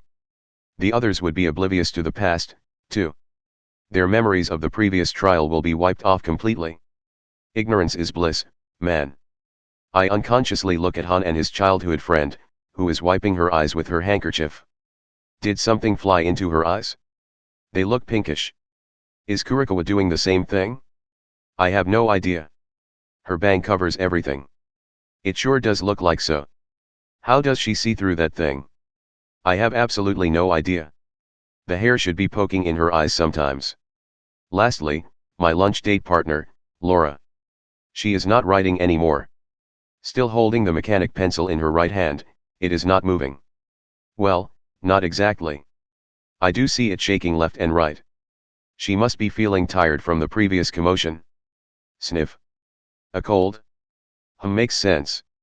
The window is wide open right now. Allergy. That is it. They are having allergic reactions. I am smart. Good job, see.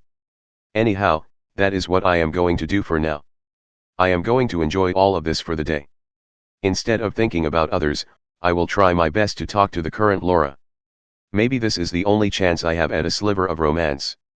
I am just so pathetic.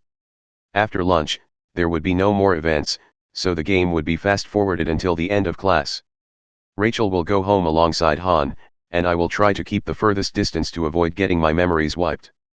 Let's get concrete evidence that Rachel is having sex with Han tonight so that I do not have to kill myself. Chapter 13, Laura's Sentience.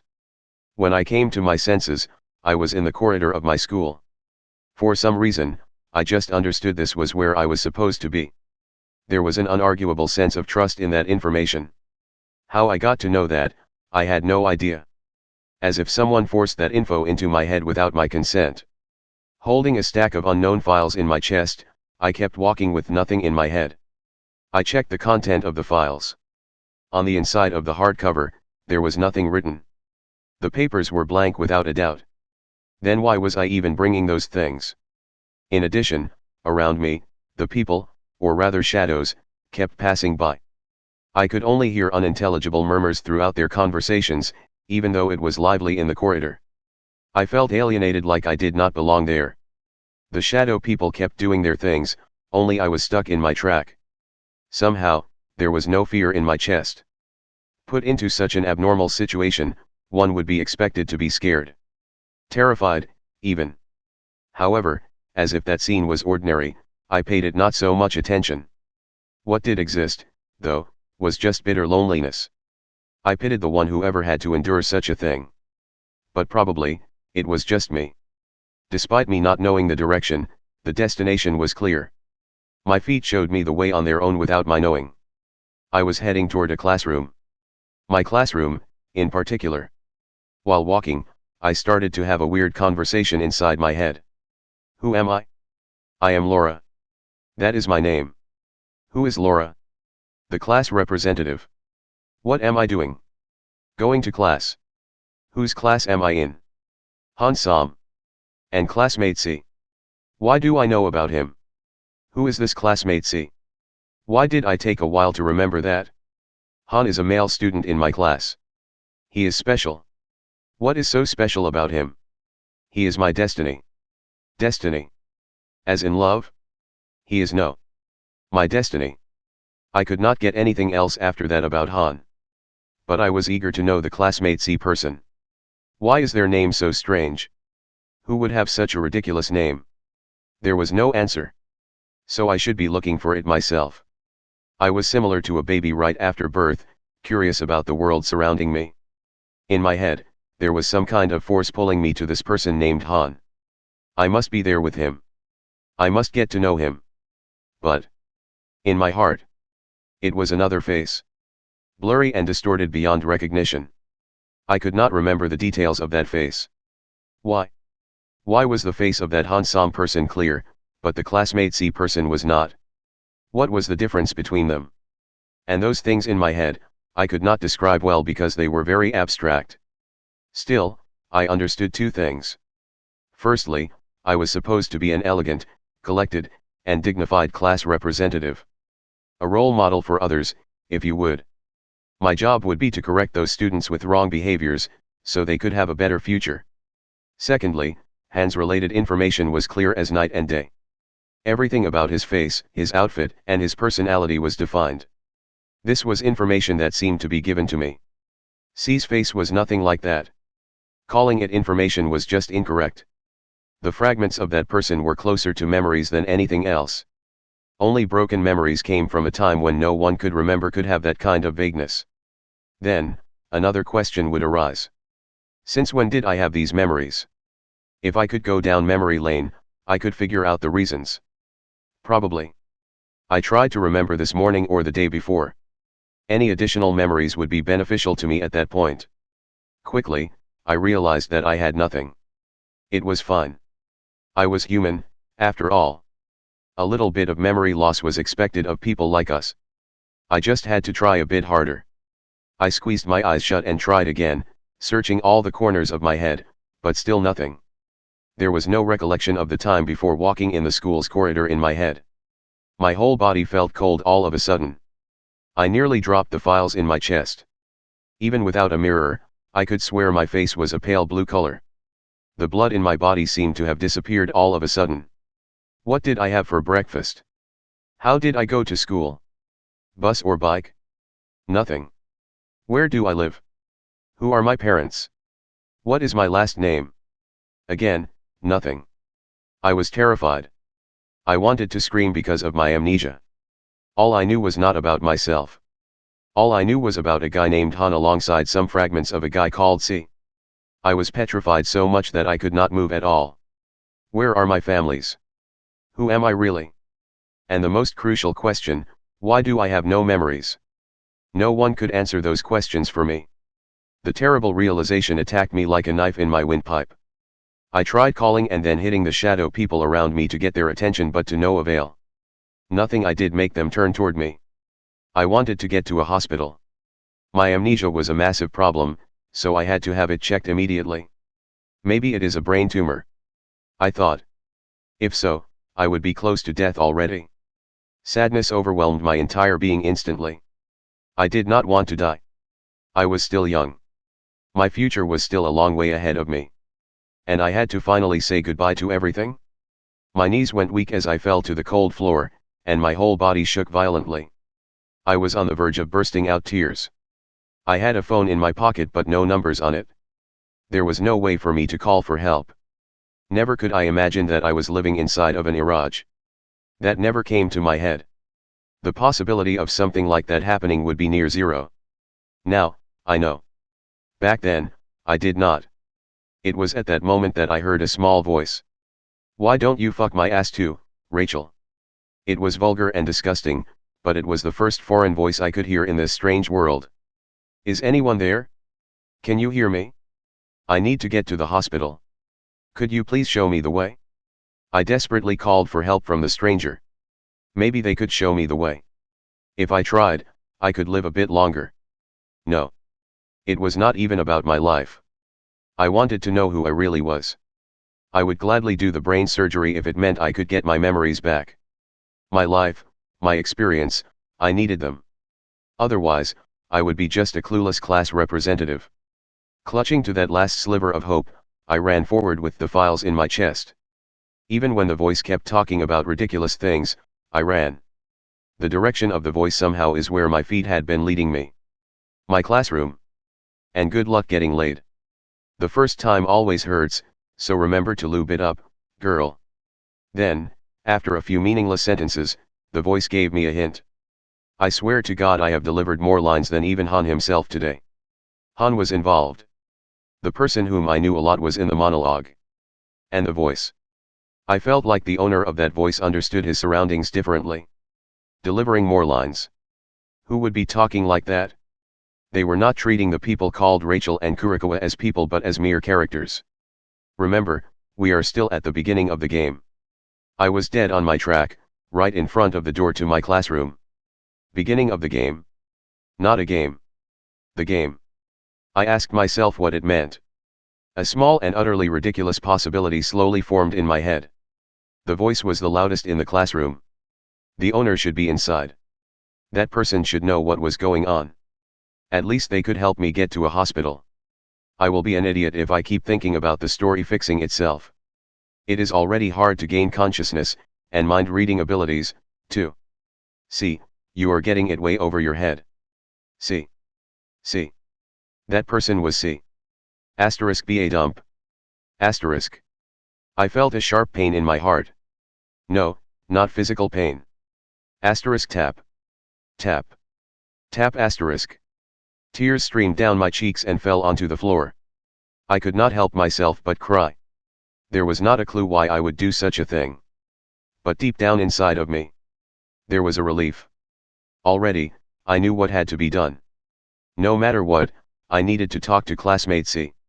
I wiped my face off and started to act solely on instinct. My body was both my own and not at the same time. I knew that already. Nevertheless, I would get it back. My future was for me to decide. My hand reached for the handle. Rattle. Please submit your math homework. Chapter 14, Memory Outburst. I walked into the class without a hitch. Everything was smooth as if I had done something like that countless times already. In the back of my head, I knew the way to walk and how to present myself as the class representative, dignified and elegant. It was simply natural to me. The only task I had to do was follow whatever my body instinct was doing. Nothing more, and nothing less. For a brief moment, I was but a soulless doll. However, even when I released the control of my body, the first thing I tried was still not to talk to the shadow people in the class but to find C. Why? Because until that moment, it was his voice that gave me hope.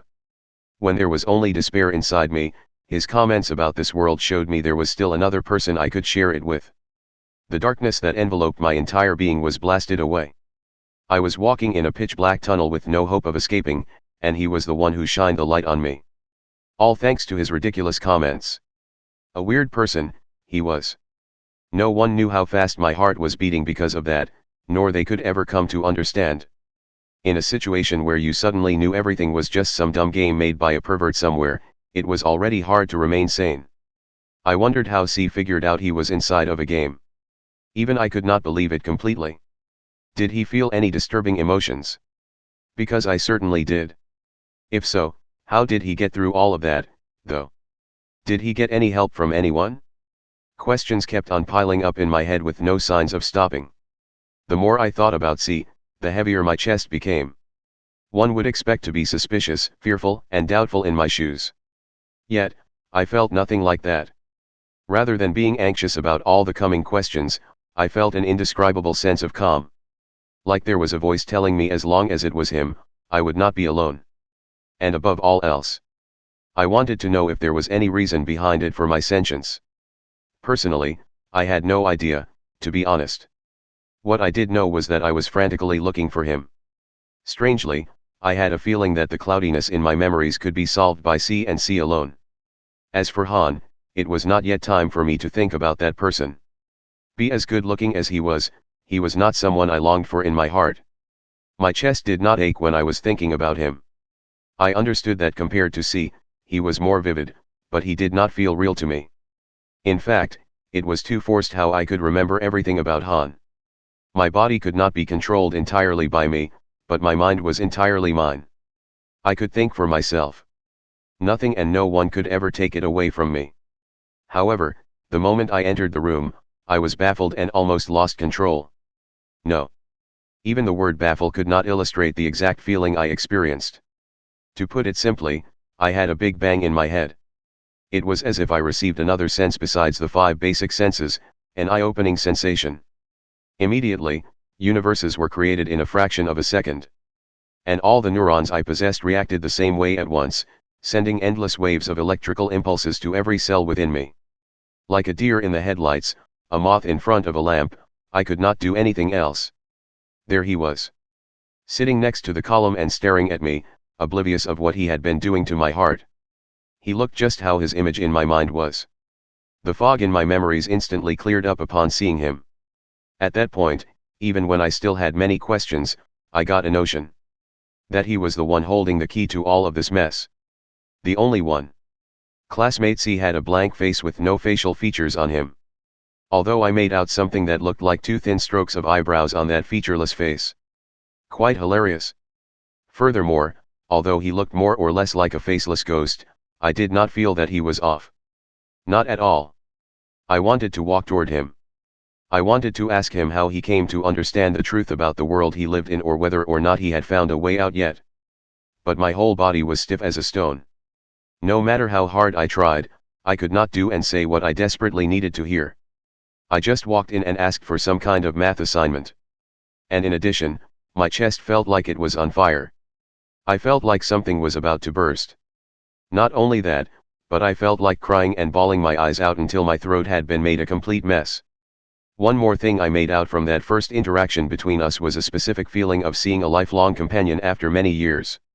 It was unbelievable, considering I had never seen classmate C before. In short, she is a graceful member of society, our current class rep, Laura.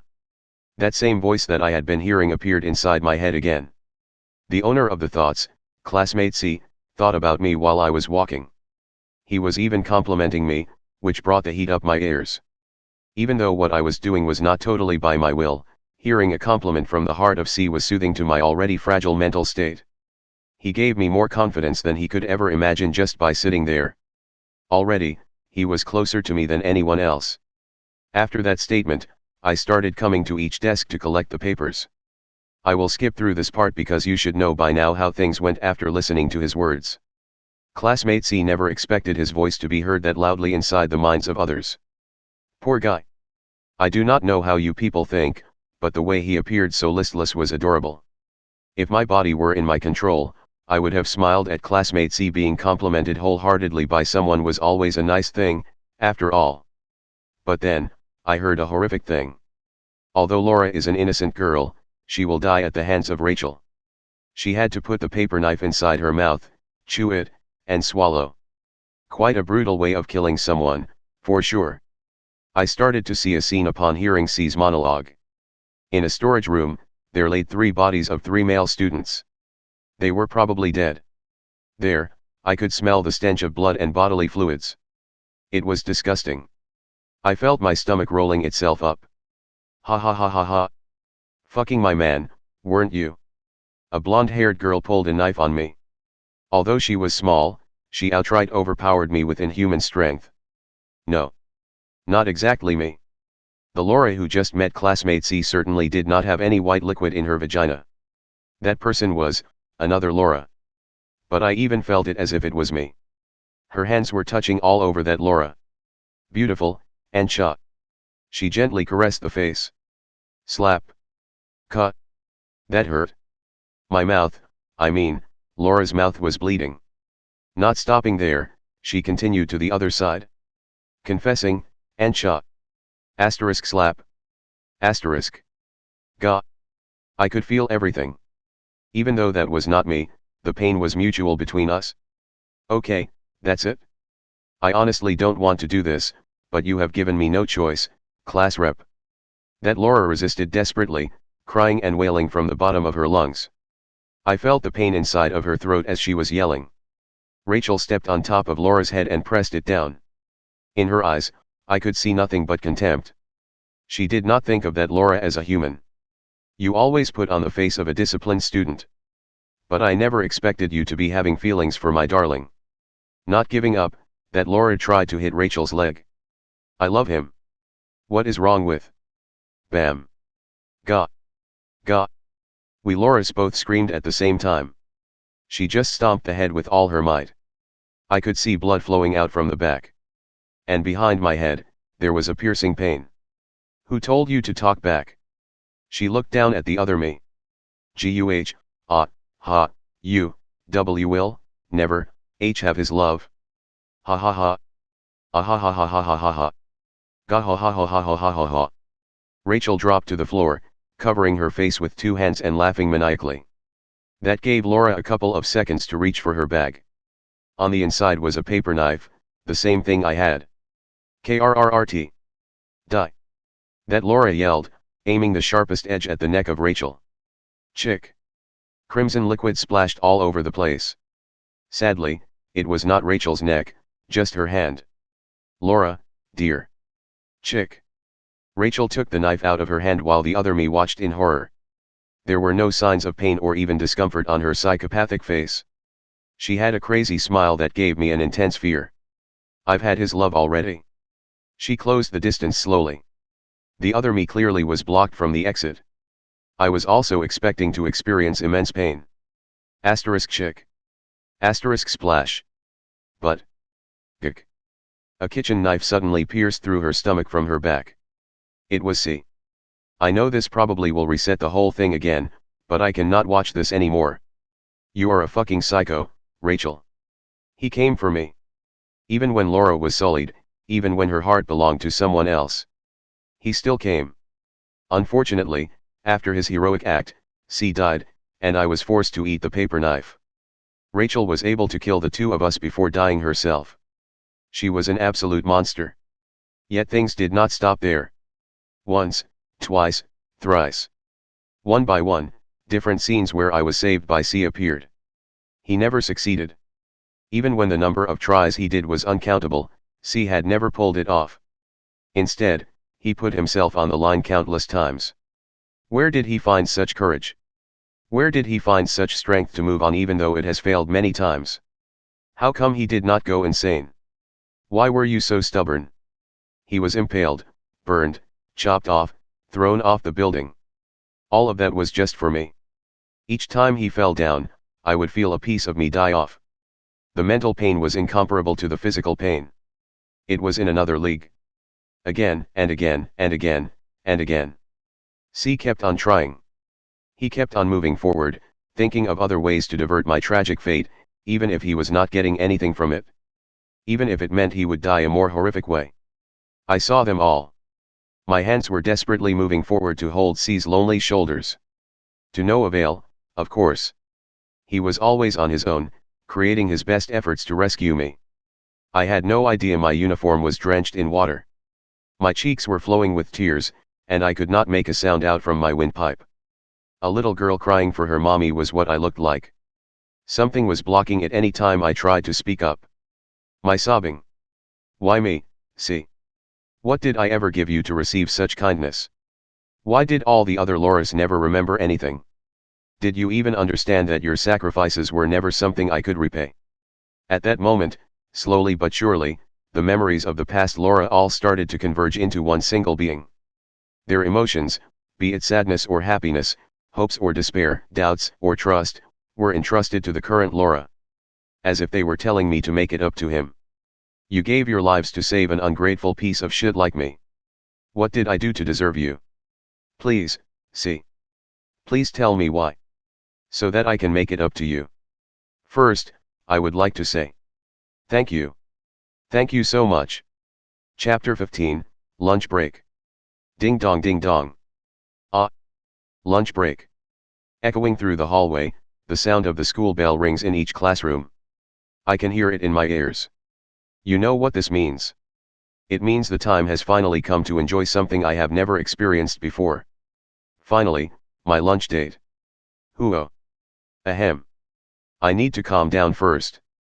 Many of you are probably cursing my wimpiness because of my overreaction. I understand that this is too much of a simp I am being. But damn. My spring has finally come after an eternity of loneliness. You would not get it unless you were in my shoes. When the school bell rings, The shadow teacher quickly wraps things up and heads outside. Its job is finished. Why does the shadow teacher have to be so fast? Because the lunch break is also the second scene for Rachel and Han. As for Kurikawa, it is not yet her time to shine. All rise. Laura stands up and does her class representative job. Bow. And the rest of the class follows. Then, she turns back at me. Wait for me a little, okay? Of course, Laura's gesture has been incredibly off. Never in the past iterations that she been so friendly to me, yet it is too late to care anymore. Therefore I will wing it this time. After all, maybe there will never be a chance for me to get such treatment from her again. I'll wait. Thinking about the reality I am in, I nod at her. The girl returns with her shining smile. Her chocolate eyes light up similar to stars. Cut. I swear I just got a major heart attack from the sudden sugar load in my bloodstream. I have no idea why Laura is like this, but it is a nice change after so many trials. After that small gesture, the class rep sits down to put her things away. Using this brief moment to observe my surrounding, I notice a couple of things. Around the class, unintelligible murmuring sounds also start as the students start going out or grouping up. Han should be waking up from his usual school nap at this point. Since I will survive with a harem ending is an Eroge, there is no need to focus on school work that much. It is only the background for the main story. This is why Han is almost always asleep except for some events. Ugh. What time is it? Right on time, Han. The guy brings his head up. I can see drools are still on one corner of his mouth. He will not wipe it himself, though. Rachel will gladly do that. Hearing Han's voice, Rachel looks at him. A gigantic bento box is already on her desk. That crazy woman is really good at housekeeping, so a bento box of that caliber is nothing to her. Until now, Han has been taken care of almost entirely by her. From Han's laundry to food or waking him up in the morning, Rachel does all of the duties of a wife. Lucky bastard. It's about time for our lunch, Han. His childhood friend smiles at him lovingly. Here, dry your mouth. She throws a piece of tissue at the guy. Hey. Rachel. Use your handkerchief. Is that how you should be treating the man of your dreams? I mean, she just tossed it like a piece of worthless paper. How is she going to get Han's love like that? Oh, thanks, Rachel. Yeah, I'm so hungry I can eat a cow. Let's go have lunch. Han catches the piece of tissue in midair and wipes off the trails of drool on his mouth. Scratching his head, he stands up slowly. He looks sleepy, still. Should we invite the guys? Han calls out to his friends. Classmate A and classmate B are making their way out to the canteen, trying to avoid the childhood friend. I wonder.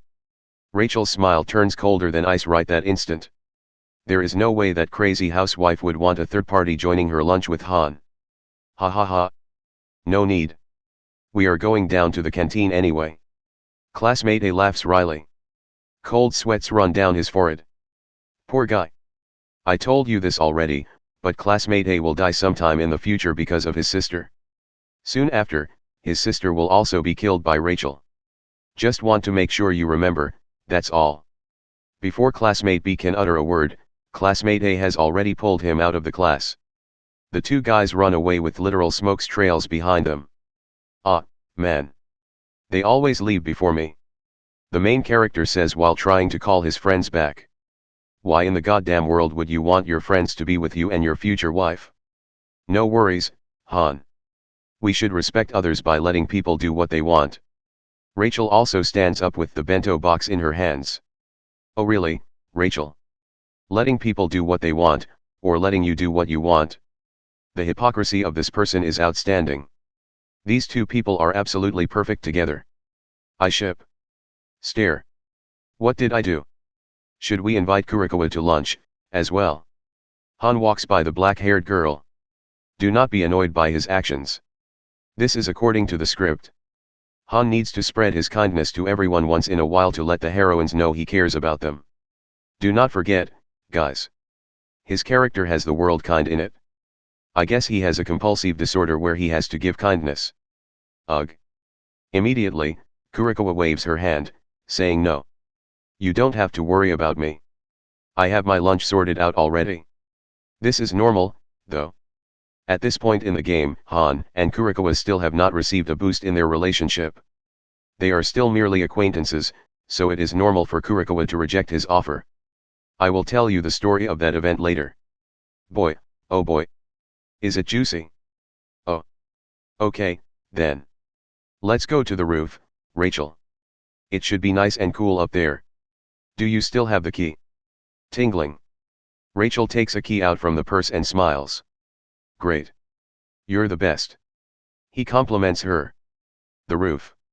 Where all protagonists have to go to create their stories. Have you ever wondered why everything has to be on the roof? Why not somewhere with just fewer people? For example, at the back of the school, under the sakura tree, etc. Because it is easier to draw. Just staple the sky and some lines for the ground. That is pretty much it. The back of the school and under the sakura tree are places of confessions, not regular rom-com backgrounds. By the way, many things will happen underneath the sakura tree. You just have to wait. Well, that is on the creator's side. On the storyline's side, Han and Rachel can share everything easier without being watched by others sitting on that roof. They can talk about hopes and dreams and even share secrets. Rachel can be a doting girl while having Han all to herself. Almost forgot. Sex. A rooftop is a good place for sex. Rough, mindless, non-stop sex. Not now, though.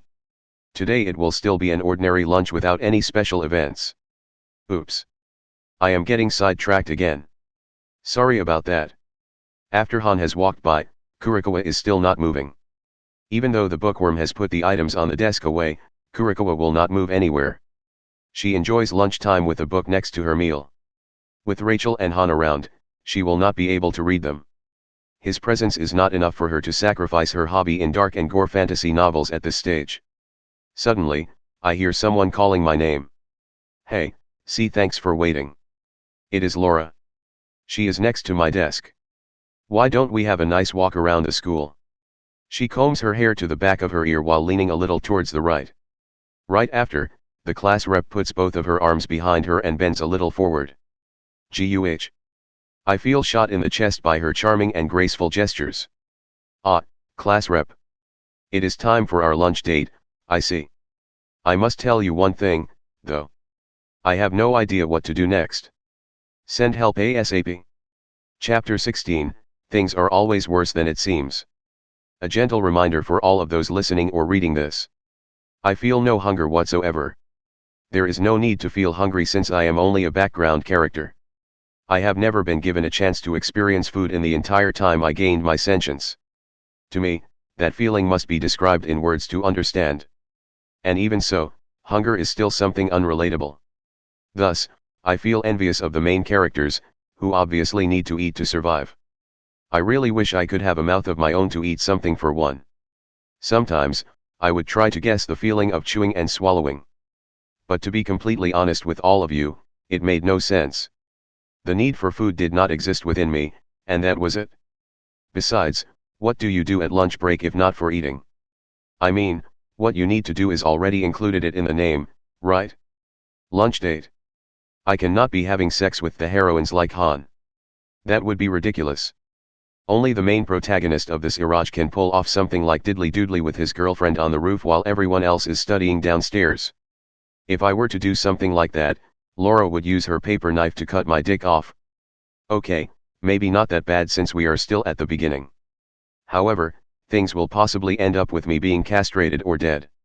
While being dead sounds horrible, the first scenario is the most unfavorable of the two choices. Who would think otherwise? It is castration. Nay. Physical castration. The worst of the worst. My friend down there wants nothing to do with that. After some careful consideration, there is only one thing for me to be doing with her. Converse. Talking. Exchange verbal information. Arg. Damn it. What do I even have in my head to talk to her? I am not well equipped enough to do this. Heck. Why does a background character have to deal with a freaking side character? Isn't that the job of the main character? Now that push comes to shove, I should have rejected her offer. Staring straight into my face, Laura tries to get my attention away from my train of thoughts. See, I'm not really hungry. do you? Ah, lucky. It would have been a hard time if she were to talk about food, a hard time indeed. Oh, me too. I'm not so hungry. Let's just go with her flow for now. My head is a mess. Behind Laura, I can make out the images of Han and Rachel walking out of the class. They should be heading to the roof right now. Obviously, I want nothing to do with the two, so I will stay away from the place. That leaves me with the rest of the school ground. As long as I do not get further than that, my memories should be fine. Can we go to somewhere a little bit more private? I want to have a heart-to-heart discussion with you. Out of the blue, Laura gives me an earnest look. To be fair, I would like to sit in this room and wait for the lunch break to pass. There is nothing for a background character like me to do. Then again, this is the first time Laura has given me such a chance of friendship in my lonely world. It is hard for me to reject her. Currently, the classroom is almost empty except for the bookworm still enjoying her novel. I probably do not have to care about Kurikawa as much. She is just here for the show, anyway. Not until tomorrow evening that Kurikawa will start to have more screen time. If we keep it down, I do not think Kurikawa will be able to catch our words. Unexpectedly, Laura pleads. I know this is asking a bit too much of you, see, but I want to head somewhere with just the two of us. Just the two of us. I reply immediately. She looks at me with confusion in her eyes. Yeah. Is there a problem? Uh-oh, there is a big-ass problem. Really? Red alert. Red alert. I can already hear annoying siren noises in my head. Death flag. Death flag. DEATH. Why? When someone is asking for a private talk at school in my world, it means two things. Confession. Support in a confession. Both are equally bad. A confession means someone is getting killed, while a need for support will get the supporter killed. The ongoing situation is probably the second type. Wait. No, hold on, see. Do not jump to the conclusion that fast. This is Laura, not Rachel. Phew. Hoo boy.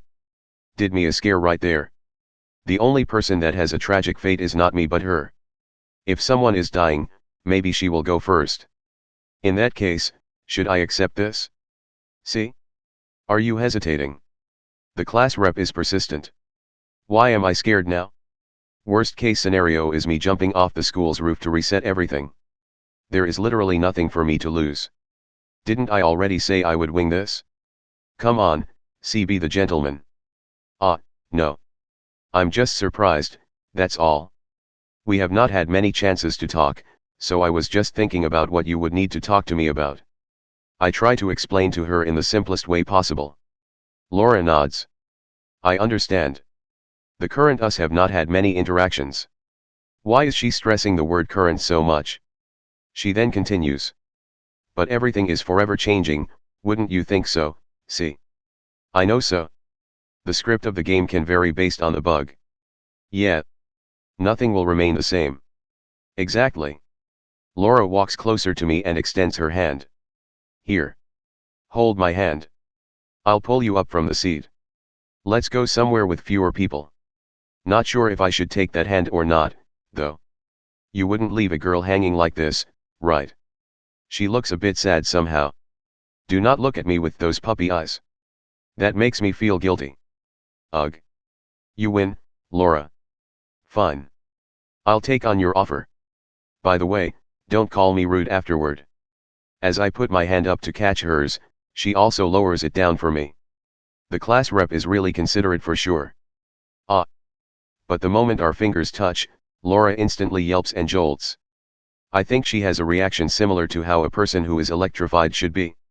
What is up with that? Do I conduct electricity or what? Curious, I ask her while standing up. What's wrong, Laura? No reply. Laura. The second time I call out to her. Still no reply. Hello? Earth to the class representative. Houston, are you there? Her eyes. I can see water building upon her eyelids. She is crying.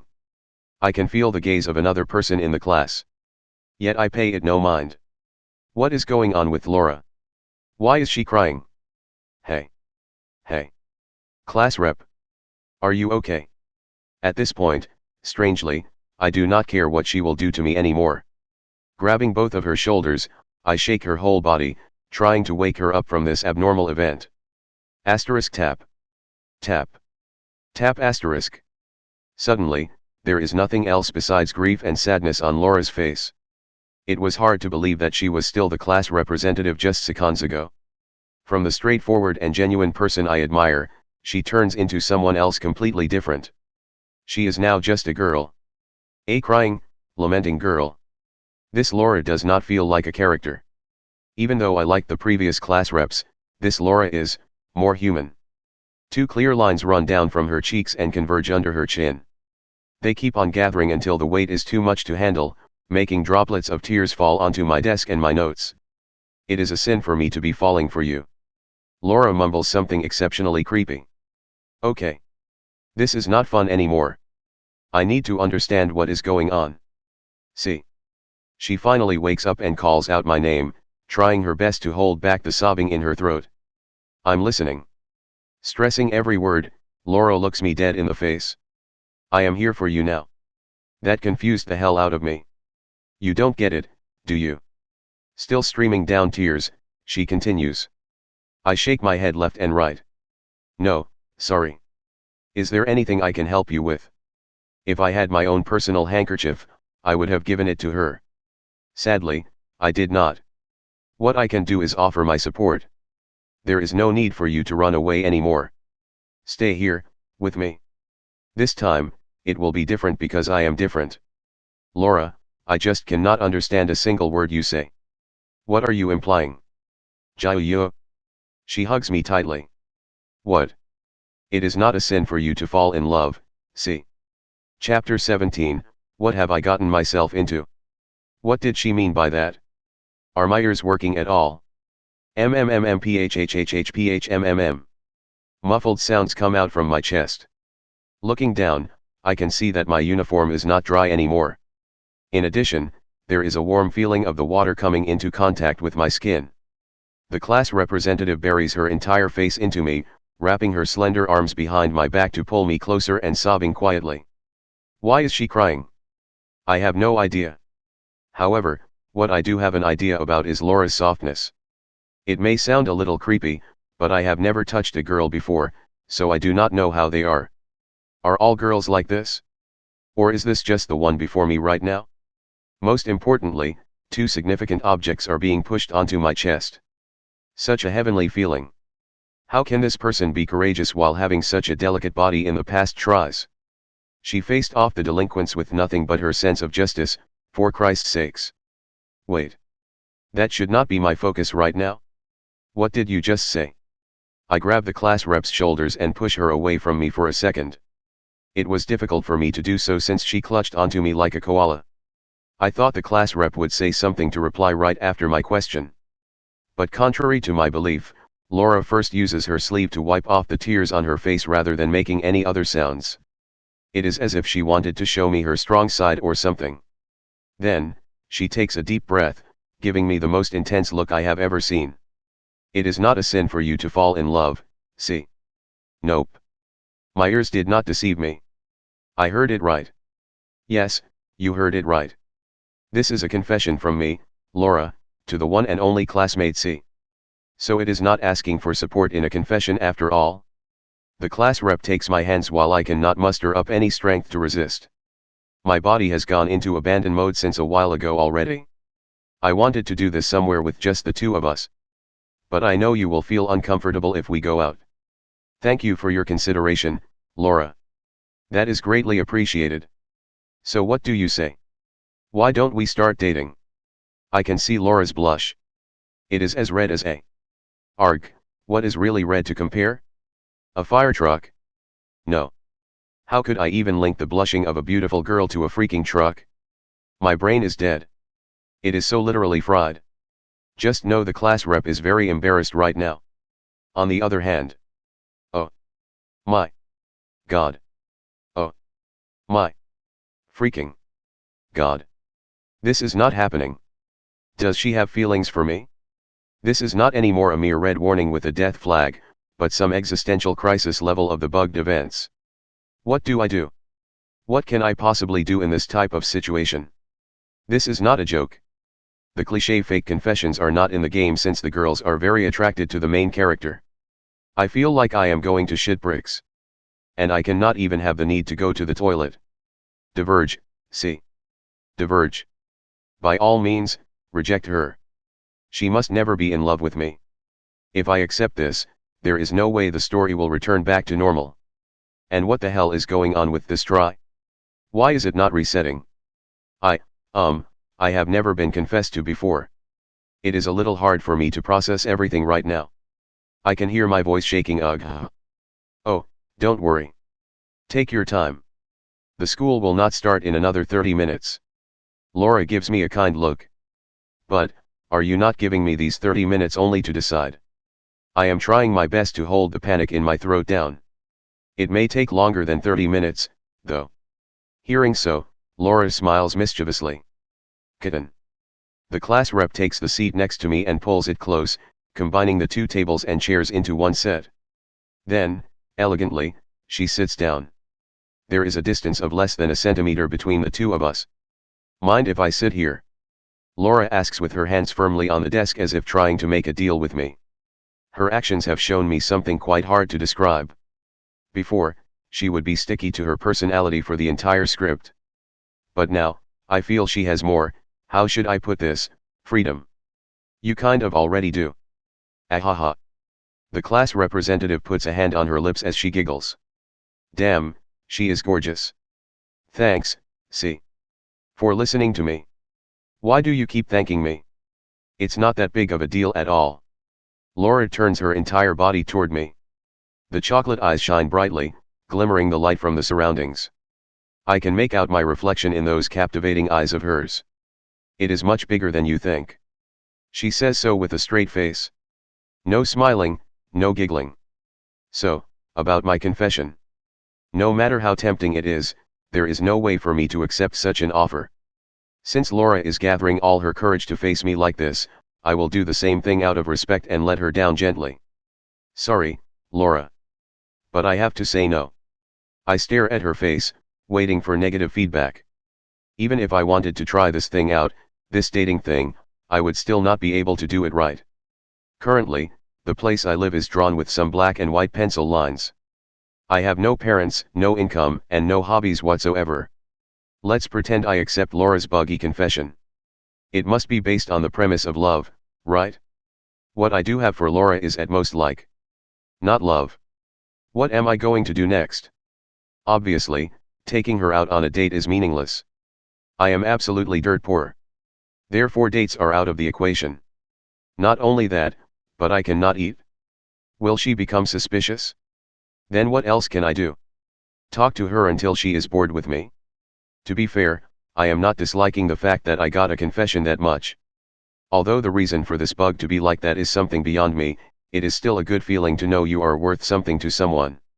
Laura just should not be with someone like me, a background character with a few lines to say. I am just not the one she should be looking at. Tears once again start to fill the eyes of the person in front of me. My rejection must have hurt her feelings a lot. It makes sense, though. Laura is still in the middle of the class and was recently rejected by a nobody like me. Out of everyone, she was let down by the most dispensable of the game. Laura should feel humiliated. As the class rep raises her right hand, I also steel myself for a well-deserved slap. There are no eyes on my face, but I can actually close my eyes. It feels like the lights are being turned off. A warm sensation is upon my cheeks. Silly. I am not asking you to be in love with me. At least, not now. Laura has brought both of her arms to wrap my face. She still keeps her straightforward demeanor even when droplets are falling down. Isn't that how dating is supposed to be? I am a tad bit confused. She leans even closer, making her presence known to me. Finally, her forehead touches mine. See, dating can be a way to figure out whether or not we are compatible. If we are interested in each other, we can always try it out, yeah. Damn. Seeing the yanderies killing one another for so long under the name of dating, I have forgotten the actual practice. For Han, the protagonist we have not talked about, once he and his girlfriend started dating, they immediately jumped to sex. No getting fond of, No cutesy holding hands or blushing, saying each other's names, no after-school dates. Just sex. I thought we would be doing that too. Phew. This stupid head of mine. To be fair, having a couple more dates should be fine. There should be no harm done. I see that you are seriously considering my proposal. Shall I take that as a yes? Her tempting lips are so close to me now. We are barely apart after her advancements. If I keep delaying this, I can no longer see myself as a man anymore. Please take good care of me, Laura. Hee hee. I know you would. The class rep lifts her body up slightly. Chew. A fleeting cold sensation touches my forehead. SCRSHHHHHH. Instantly, statics are all over my mind. There is only my reflection in those brown eyes. Nothing else is being paid a sliver of attention. Foo-foo. Please take good care of me, classmate C. I will not let anything get in our way this time. Anything. The last sentence goes over my head because my brain has stopped all higher functions. It will not receive any more signals from here. I cannot think of anything else. Chapter 18, Girls Talk. Bam. So is this how the class representative of us should be doing? Kissing a male student in the middle of the school at lunchtime. Kurikawa slams the table heavily with her book, clearly looking disgusted and appalled. Upon hearing her words, the static in my head instantly clears up. That sound the bookworm just made effectively woke me up from my dazed state. Hoo boy. It was a close call, indeed. Thanks, Kurikawa. I owe you one. I never thought that one day I would feel indebted to her. No, not at all. But after today, I guess I need to properly thank her for once. A little bit more, and Laura could have done heinous things to my featureless face. Wait, I think we are dating now, right? Then those heinous things should become romantic acts between lovers? Well, that makes sense. But why would Laura want to be with me? She should only perform those acts for Han. Now, is the target going to be changed? Am I going to be killed? PSSS. Smoke comes out from my hair. The brain is malfunctioning, again. And not only that. Whoa there. Why is Laura so close to my face? What is she trying to do to me? Stay away from me, lady. You are going to get me pregnant from being too close. There's more where that came from, see. There is more of what? Bananas. Apples. In front of me, placing both of her hands on my cheeks, Laura smiles in fulfillment. It is not the kind of smirk you would see when she was trying to appeal to Han in past iterations. No, her expression is not like that at all. There is no struggle, no force. She was not trying to please anyone, not even me. It is only the purest form of affection. Laura beams in happiness, her own happiness. However, as happy as she can be, we still need to have some boundaries, yet the distance between us is not even a centimeter now. Please, class rep, you are playing with my heart too much. At this rate, I will soon have to get a transplant. Rather than forcing herself in, I feel that she has just finished something. Something, cold, soft, and fast, on my forehead, like a pair of lips. The feeling is so heavenly I can never let it go. Although, the brain fart prior made me lose myself a bit. Oh. I remember now. She kissed me. I kissed you on the head only. You need to work to get to the other places. She explains. Hee hee. Laura's face is a beet red color. So cute. She looks exactly how a maiden in love should be. My heart is filled with a warm and fuzzy sensation similar to hugging a blanket while looking at her. Not going to lie, but this current Laura is vastly more attractive than all the past Lauras. I know that it was thanks to the bug in the game, but she has so much freedom now. So cute, so cute. Oh my god. She kissed me. She kissed me on the head just now? What the actual fuck? Abandoning ship. Abandoning ship. Mayday mayday. I am panicking here. What do I do now? Laura, please be the hypocrite class representative you are and behave as such. Once more, I hear the voice of Kurikawa. At this point, she is like the voice of reason in my head. This is the second time her words have brought me back from a chaotic mind. Please save me from this mess, oh Kurikawa. TCH. Annoyed, Laura clicks her tongue. Sorry. As the class rep distances herself from me, she looks at the bookworm. What if that's what I'm doing? What are you going to do about that? Kurikawa is obviously surprised at Laura's sudden changes. Refusing to stand down, she continues criticizing our class representative. You had the guts to stand up in class to tell the teacher about us. Then when it comes to your rules breaking, you stand so high and mighty. Laura scoffs. So? Just like I said, what are you going to do about that? Talk me to death? I'm not scared of some closet perverts, you know. How does Laura know that? There should not have any interactions. Even if they did, the fact that Kurikawa was a masochistic pervert would be concealed by her. Oh. Being a pervert is still better than dying at a young age. Right, see. Kurikawa turns her attention back to me. Could you perhaps not do that? You forced him to do something he did not like without consent. Who gave you the rights, Laura? Kurikawa stares at Laura intensely. I can feel the raging heat emitting even through her bang. The class rep shakes her head and counters with a knowing smile. She is definitely keeping her head cool. Only I know whether or not he likes it. Kurikawa, you will never understand. I will not let that happen. You should just go and do what you are supposed to be doing since there is no need to care about us. KRRRT. Suddenly, Laura takes a paper knife out from nowhere. Where has she been hiding it? I'm not giving up, Kurikawa. The bookworm's face turns a little pale after seeing that. Do you think I'm scared? No. But I sure hope you understand your position. It is not here. But there. To be completely honest with you, I am lost at this point. There is nothing that I can understand from the cryptic conversation. Kurikawa and Laura are talking in English. That is true. Nonetheless, the information they are exchanging is beyond me. In addition, I do not know for sure, but somehow I see Kurikawa has a white tiger behind her back while Laura has a blue dragon. These mythical creatures are growling and clawing menacingly at their respective opponents. Oh God, now I am having hallucinations. You cannot keep him only to yourself like that. We have all been cough. This, cough cough. Why can't I cough? Unusually, Kurikawa starts to cough. Her sentences become broken and unintelligible. What's the matter, a cat got your tongue? Something blocking your windpipe? Don't worry. I know how it feels. Much more than you do, though. Laura amusingly looks at Kurikawa. This is the first time I see Kurikawa coughs in class. Yes, she did have many occasions of having a cold in past trials, and Han took care of her.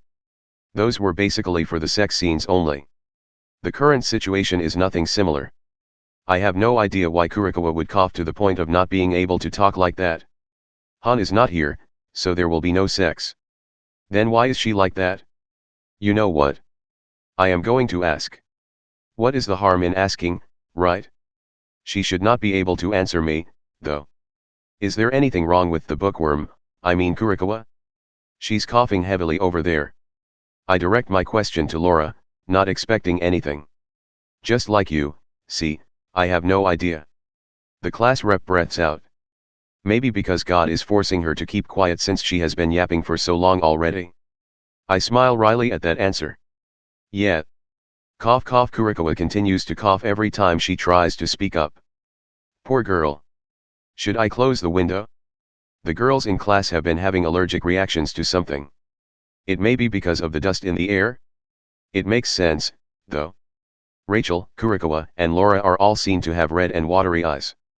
So it is logical to say Kurikawa is being affected by the allergy the most. That is why she is coughing so hard. I am such a genius. Before, I saw Laura shaking from the cold, as well. These girls are obviously bad with the weather. Let me go close the window for them, just in case. I am meaning to do that for Laura, anyway. I feel cold, do you, see? Just as I am about to stand up, Laura does it first. I nod. Then I'll go close the window. Thanks, class rep. Call me wife. No thanks, class rep. Rattle. Laura closes the window and walks back to me. Call me wife. She says the same thing again, but with more stress on the last word. Her entire face keeps getting closer to mine. No thanks, class rep. And I reply the same way. You will. Such a good girl, why does she have to die? Oh, wait. If she is already with me, perhaps we will be able to divert her tragic fate this time. Sigh. Come on, see. Do not put your hopes up again. You have been through countless redos already. Have you not learned anything? Hey. I will take it as it comes. The weirdness of today is getting into my head. If things keep on moving like this, the bug will affect my thinking permanently. I should probably be heading out of this room. You girls keep on talking and making acquaintance. I'm just going to head out for a quick walk. Sadly, Laura calls out to me. But the lunch break is over. Ding dong ding dong. Amen. Chapter 19, After Lunch is Dinner. Ding dong ding dong. Just as I am about to run out of the classroom, the chimes of a long-awaited school bell arrive. The end of the lunch break is finally here to save me. Phew. Sitting back down on my chair, I exhale a happy sigh of relief. Laura says nothing and looks at me with amusement in her eyes, but I do not really care. Because peace and quiet can now return to my background character life for a little while.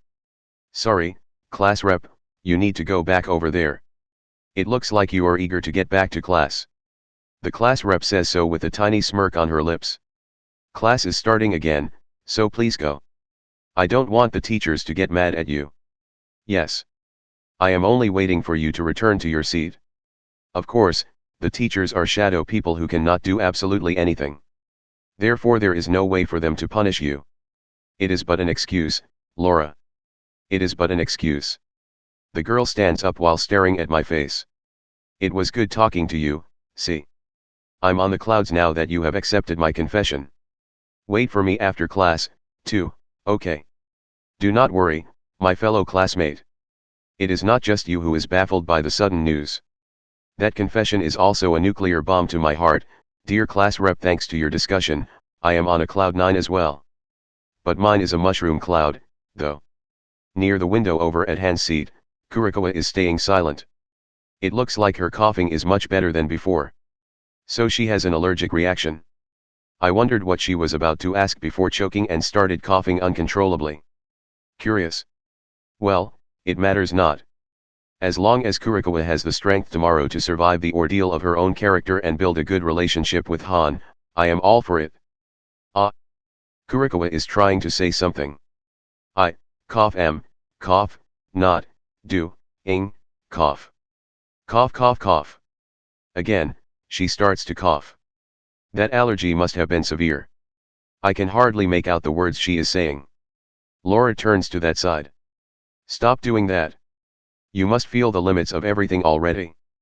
Because of the coughing, it is not like you can say whatever you want. Cough.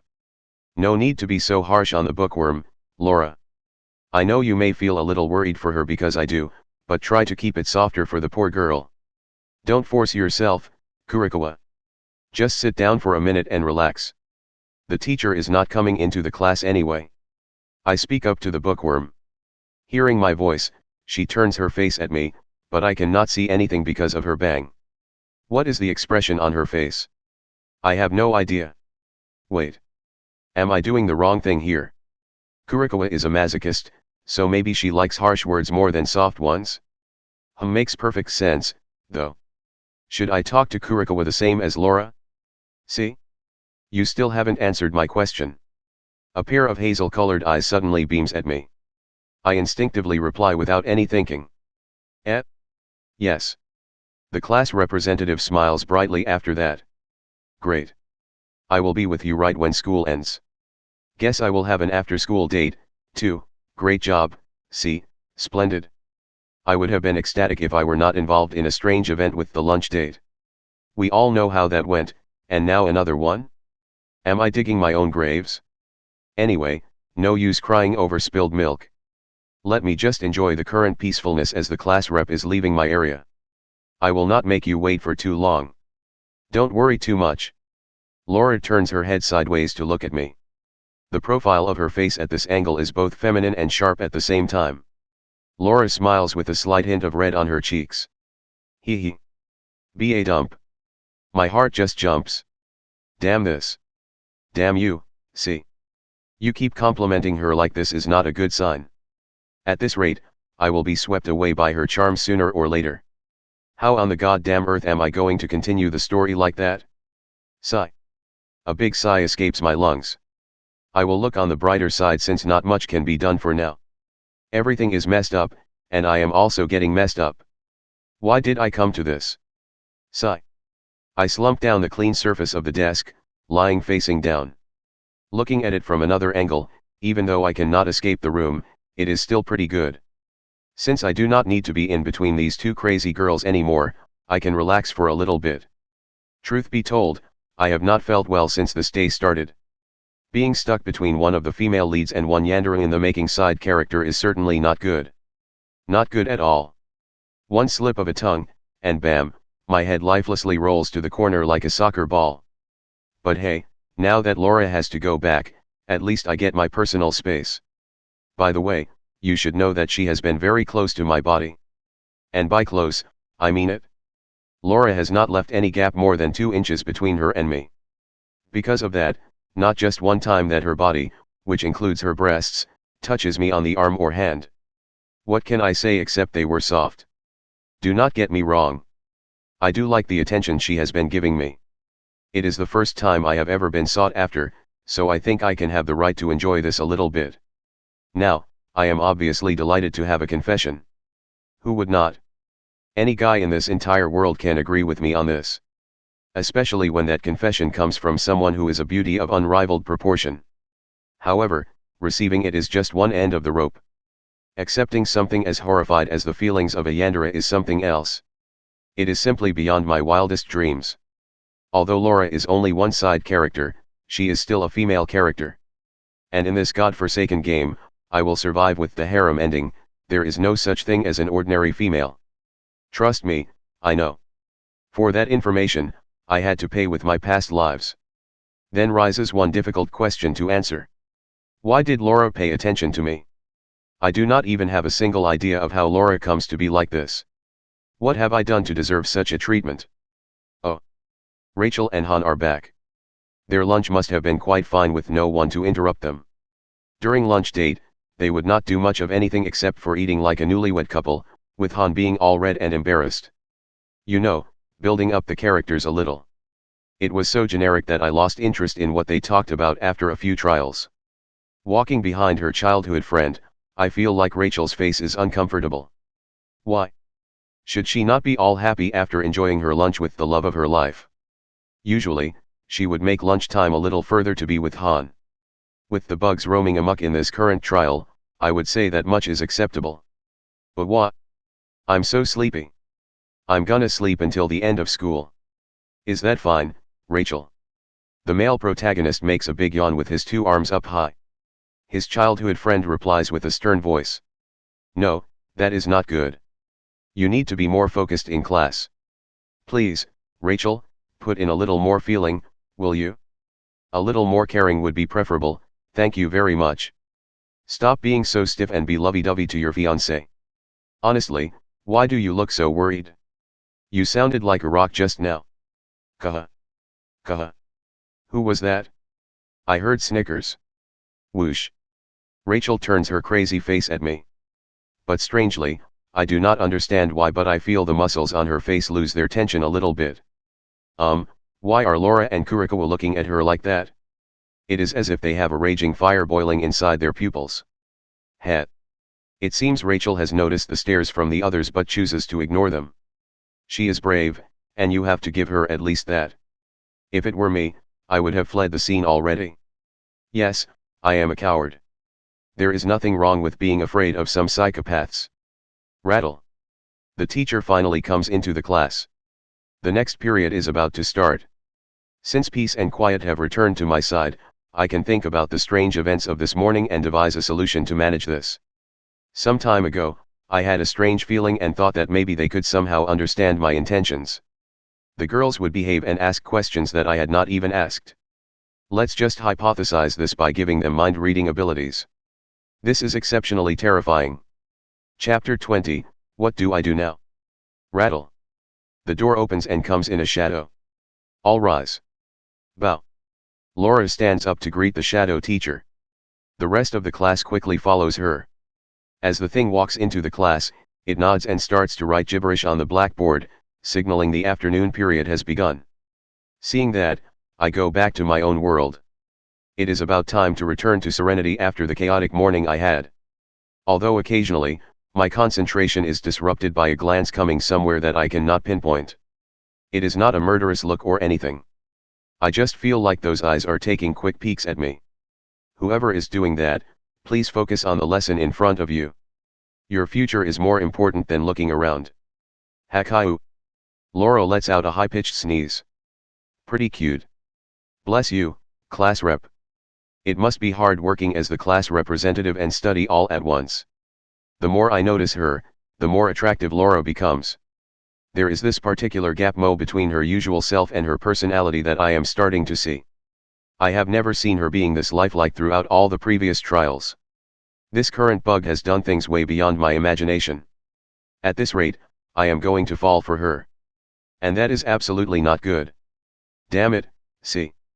Have some control. Ha ha ha she. Bless you, Kurikawa. I almost forget that you have an allergic reaction, too. Her sneeze is also cute. Her bang moves like a curtain fluttering in the wind because of it. And even before the sneeze, she had to bobble her head a little to take in a few breaths. That revealed her slightly opened azure eyes about to close. It is simply hilarious how silly she looked. Who would ever think that behind those crystal clear eyes are one massive masochist? Tomorrow, we will have her event. Do not get your hopes up too high. See, things have not gone the way I want them to, so I will try to keep an open mind when something weird comes up. Still, I am not going to lie.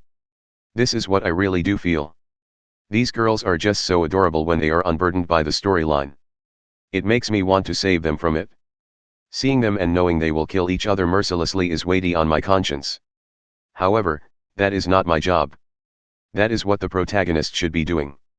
It is Han's job. Get it? Han's job? No. Okay, I will see myself out. I take a glance at Rachel for no reason. Somehow, I need to check in on the female childhood friend to see that she is not up to no good.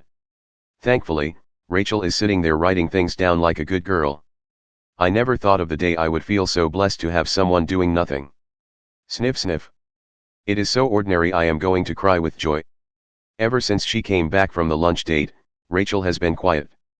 Except for the dialogue between her and Han, she did not bother to do anything else. I mean, that is a good thing, but compared to all that has happened until now, Rachel is quite docile.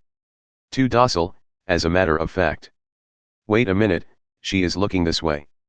Look forward, see. Act like you do not care. Scary.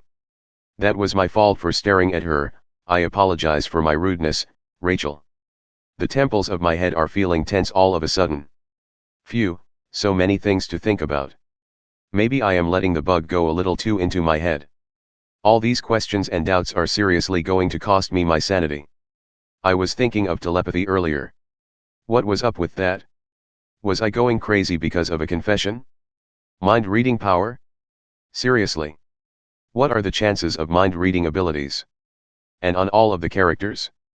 The bug of me suddenly realizing I live inside a game is already one in a god knows how many millionth chance. Now, this. I have had an indefinite amount of trials in this world already but have never encountered such a thing. The possibility of something like that happening is near zero to me. Also, it is not as if they are all doing things out of the norm. The people are still on a ridiculous path towards the storyline, albeit weird and twisted. For example, Rachel just had her lunch with Han, and they will still have their dinner with just the two of them tonight. Of course, Rachel's invitation is not in my consideration. What do I look like? Stupid. I know I am still an olive oil bottle because of my extra virginity. But if someone hears others talking about having sex, they should be bothered, right? There should be no reason for Rachel to follow what I thought. Everything else can be considered a mere coincidence. It is at least a more plausible explanation. But still, if this world has given me my own sentience, it is not so difficult to show the other characters my inner thoughts. For real, though, this is really a pain. Sigh. I will give this a 50-50 for now. It is hard to believe, but I have to be more careful. If I find a clue about having my thoughts read by the yanderes, I will jump off the school building and wait until the next reset. The bug should be fixed then. To get out of the situation without getting hurt, I must first understand what I am dealing with. Honestly, dying is not something that I am afraid of, as I have perished numerous times under many circumstances already. I am actually worried about whether or not the yanderes will torture me. Rather than giving me death as soon as possible, these psychos can and will inflict an unfathomable amount of pain before finishing me off. Because of that, there needs to be a plan or at least an understanding of the matter. Firstly, it would seem that the girls are paying attention to me more than ever. Especially Laura with her out-of-nowhere confession. Even Kurikawa is talking to me more than to Han. The only one who is sticking to their role is Rachel, and that is not entirely correct, either. If I want to survive, I must find out why they are being like that. Laura was the first one to approach me and confess. Therefore, I should be investigating her before everyone else.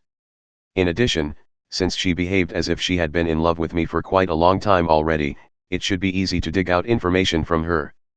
Once I get the correct information, I will hopefully be able to make it so that they stop giving me their attention. Still, if I have the chance, I should at least talk to the other girls and help them achieve a good relationship with Han. That will be a massive wall to pass, considering Laura has already made her claim on me. One moment she finds out I am talking to another girl, bam, dead.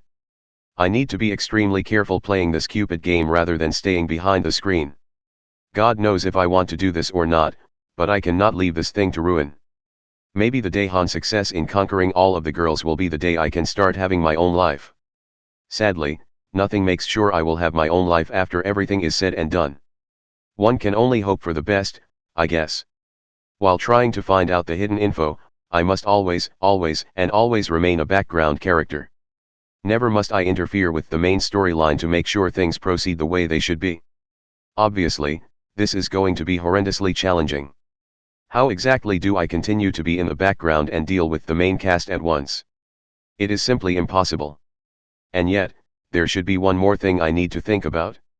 Although the current trial has been nothing short but chaotic, the reset is still not commencing. Yes. It is the reset I have been telling you all this time. The countdown until reset is never exact, yet it does not postpone this long. At the moment, I have no other explanation for that except for two.